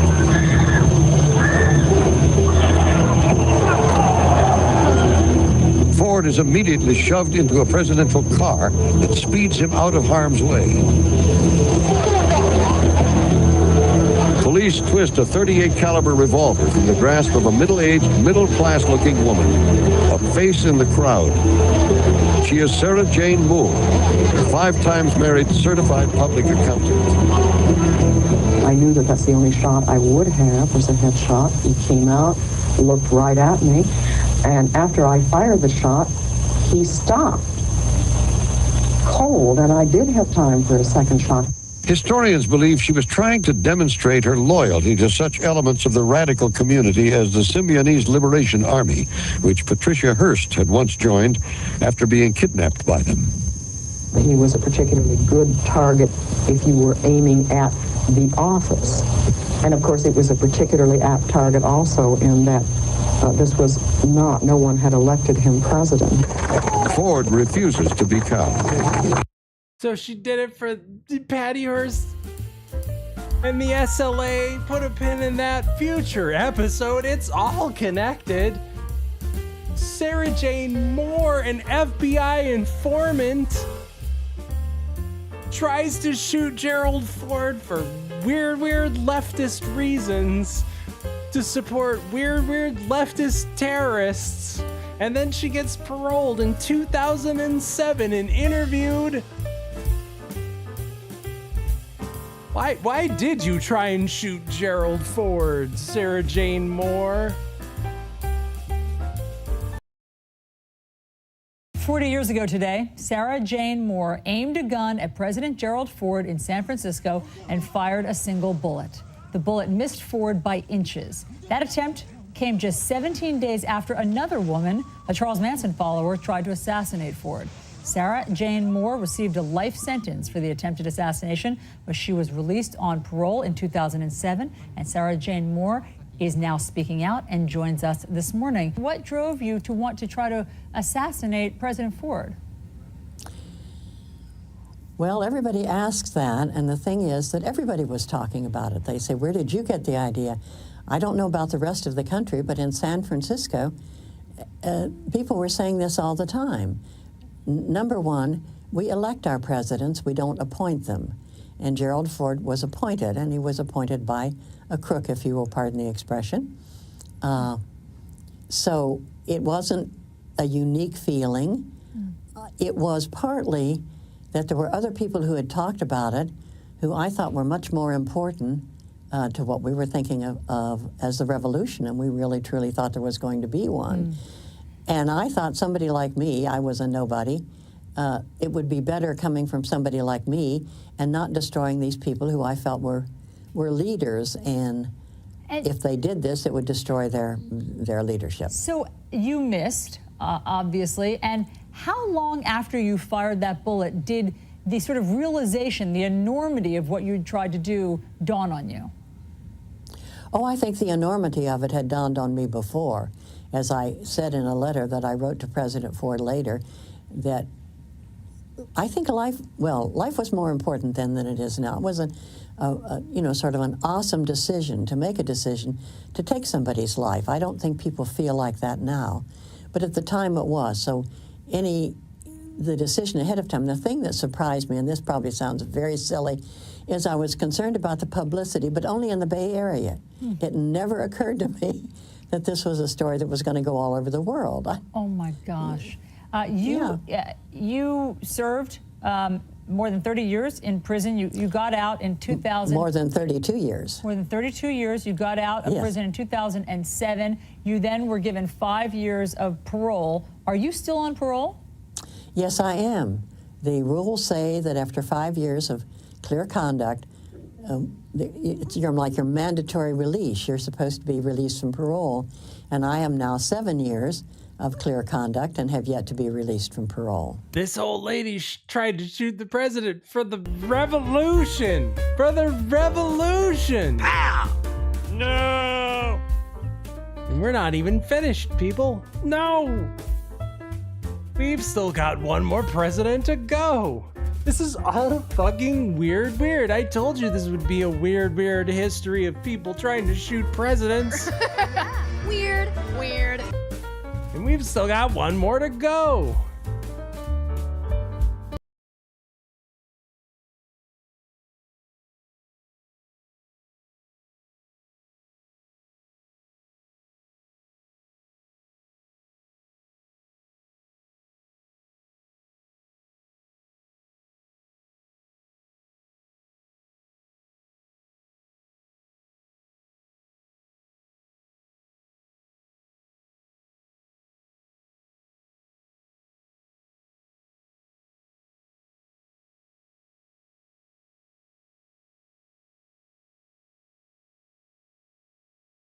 He spent the rest of his life campaigning for gun control. I don't know why they cut it off there. That was their edit, not mine. So we've got our final three-name shooter, John Hinkley Jr., whose father, John Hinkley Sr., was deeply involved in World Vision, which was totally not a CIA front, which just happened to be an organization that Mark David Chapman, another three-name shooter who shot John Lennon, was involved with. No, but you're looking too hard into this. Because it's not like in the immediate aftermath of Ronald Reagan being shot. It's not like Judy Woodruff reported that Secret Service snipers were shooting from the rooftops during the Reagan shooting. It's not like that happened. Those of us in the press were, you know, what word can I use? We were shocked. Suddenly, there were shots that rang out. Everyone hit the ground, and I guess we all hit the ground instinctively because there was the smoke in the air from the guns that had been fired. I suppose there were 6, 7, 8 shots fired. And one of those shots, I know at least I believe, came from a Secret Service agent who was stationed overhead near the roof of the hotel. The president's limousine pulled away within 5, 10, 15 seconds of the shooting. He was pushed in. I saw his deputy chief of staff. One of those Mike shots came from a Secret Service sniper. That's a weird thing to say. What an odd thing to say.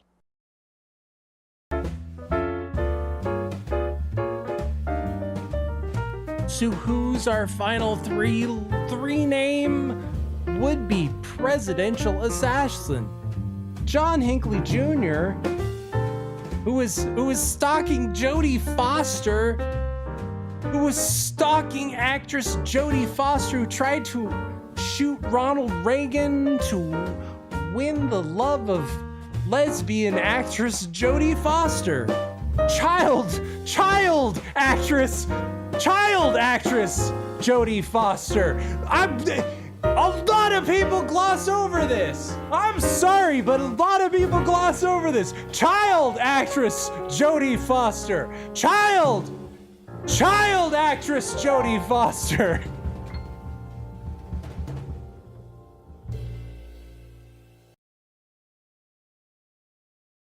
In the summer of 1980, Hinkley read a story about Jodie Foster. The 18-year-old actress was taking a sabbatical from Hollywood to attend Yale University. So Hinkley told his parents that he was going back to college, but at Yale, not Texas Tech. And so he makes up a whole elaborate ruse to his parents about how he's going to go to Yale for a writing class that doesn't exist. And the whole time he spent stalking Foster. He finds out where she lives, he's slipping notes under her door, and he's on the phone with her. And he taped these calls. Who is this? Oh no, who is this? Who is this? John. Who? Oh no, not you, kid. Look, I really can't talk to you, okay? But do me a really big favor. You understand why I can't, carry on these conversations with people I don't know. You understand that it's dangerous and it's just not done, it's not fair, and it's rude. Oh, all right? Well, I'm not doing this. Well, I understand that. It's the same thing. Okay? So you just don't ever want to be called? No. It's been really nice talking to you. Child actress Jodie Foster.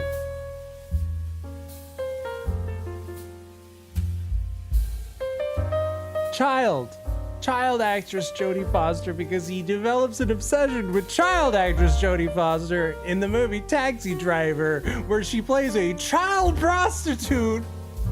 Lesbian actress Jodie Foster plays a child prostitute who the protagonist tries to save by assassinating a political figure? Because you can't make this shit up? Weird.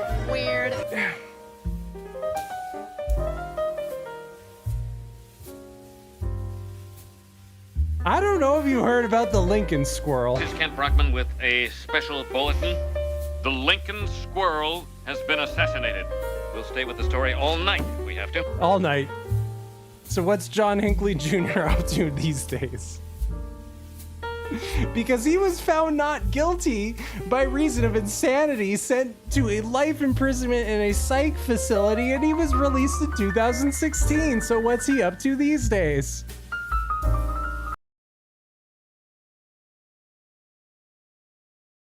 Now to a story you'll see only on 10. John Hinkley Jr., the man who tried to kill President Ronald Reagan, speaks out about his mental illness and how he wants to move on. And Ashley Knight is here in the studio with this exclusive interview. So Ashley, you just spoke with Hinkley. How does he intend to move on from nearly assassinating a president.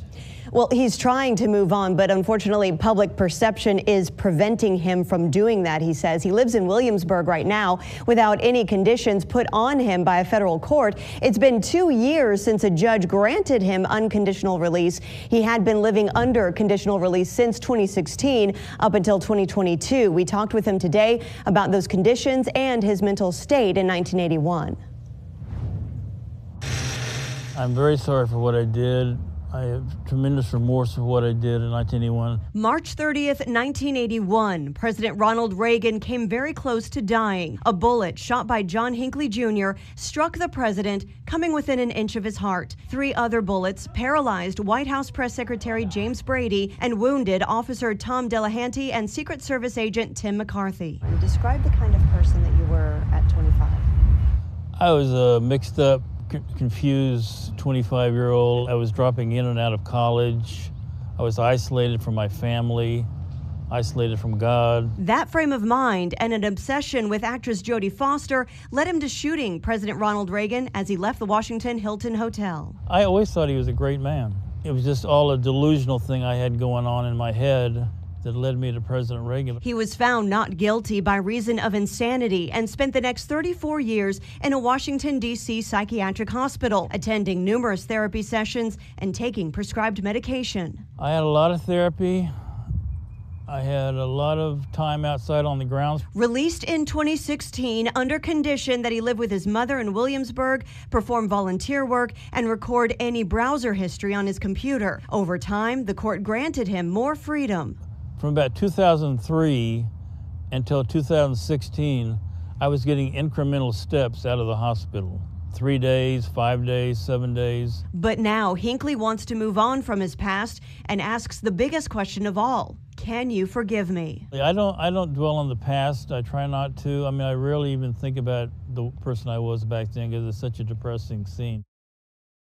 And Hinkley wants to be able to perform live music, he wants to perform live music, and he does on his YouTube channel, and you should follow him. You should follow him. Guys, we're gonna wind down. We're gonna wind down this weird history. Weird. Of people shooting at presidents. If you're not subscribed to John Hinkley Jr. on YouTube, go throw him a sub. And while you're at it, put a like on this stream. Guys, what a wild ride.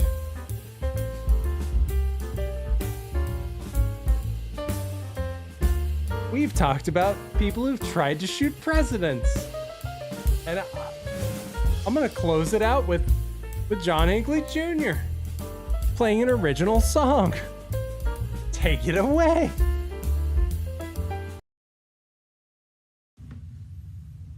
Hello everybody, this is another one of my original songs.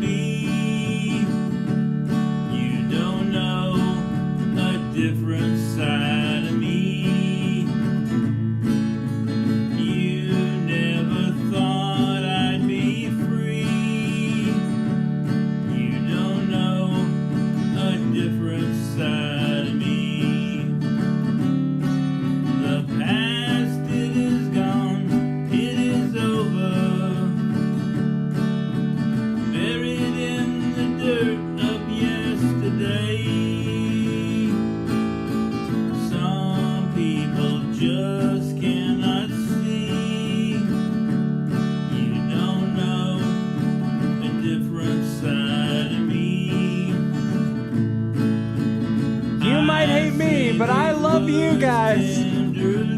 Thanks for joining me on this weird trip through a history of people trying to shoot at presidents. We've learned a lot tonight, guys.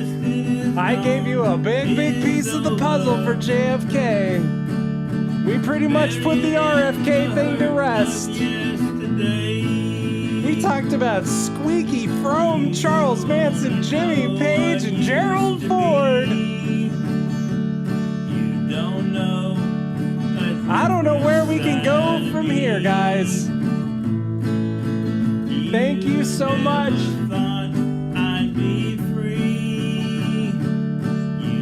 But I don't know about you. I don't know about you. I don't know about you. Hang on. Hey, let me put on the music. I don't know about you. I don't know about you. All weird. It's all weird. The Trump thing, it's all weird. It's all schizo. I don't know what to make of any of it. Guys, if I haven't made my case that people shooting at presidents has always been fucking weird and it's all connected, and you have to be a fucking schizo weirdo like me to draw all of the lines, but there are lines. Look, thanks for listening to me schizo post about this. If you don't think it's superstitious, then guys, in the pursuit of truth, trust no one. Until next time, good night.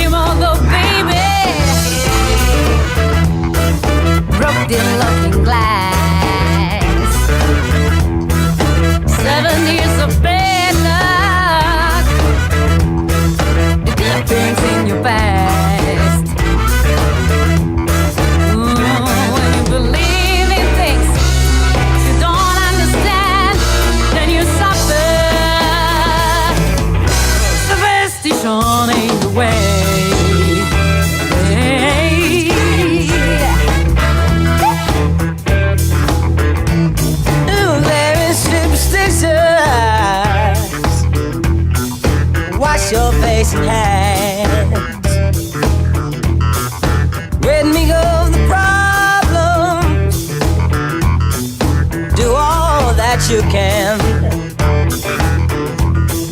keep me in daydream, keep me going strong. You don't want no saving, sad is my song. When you believe in things you don't understand and you suffer, superstition ain't the way. Yeah.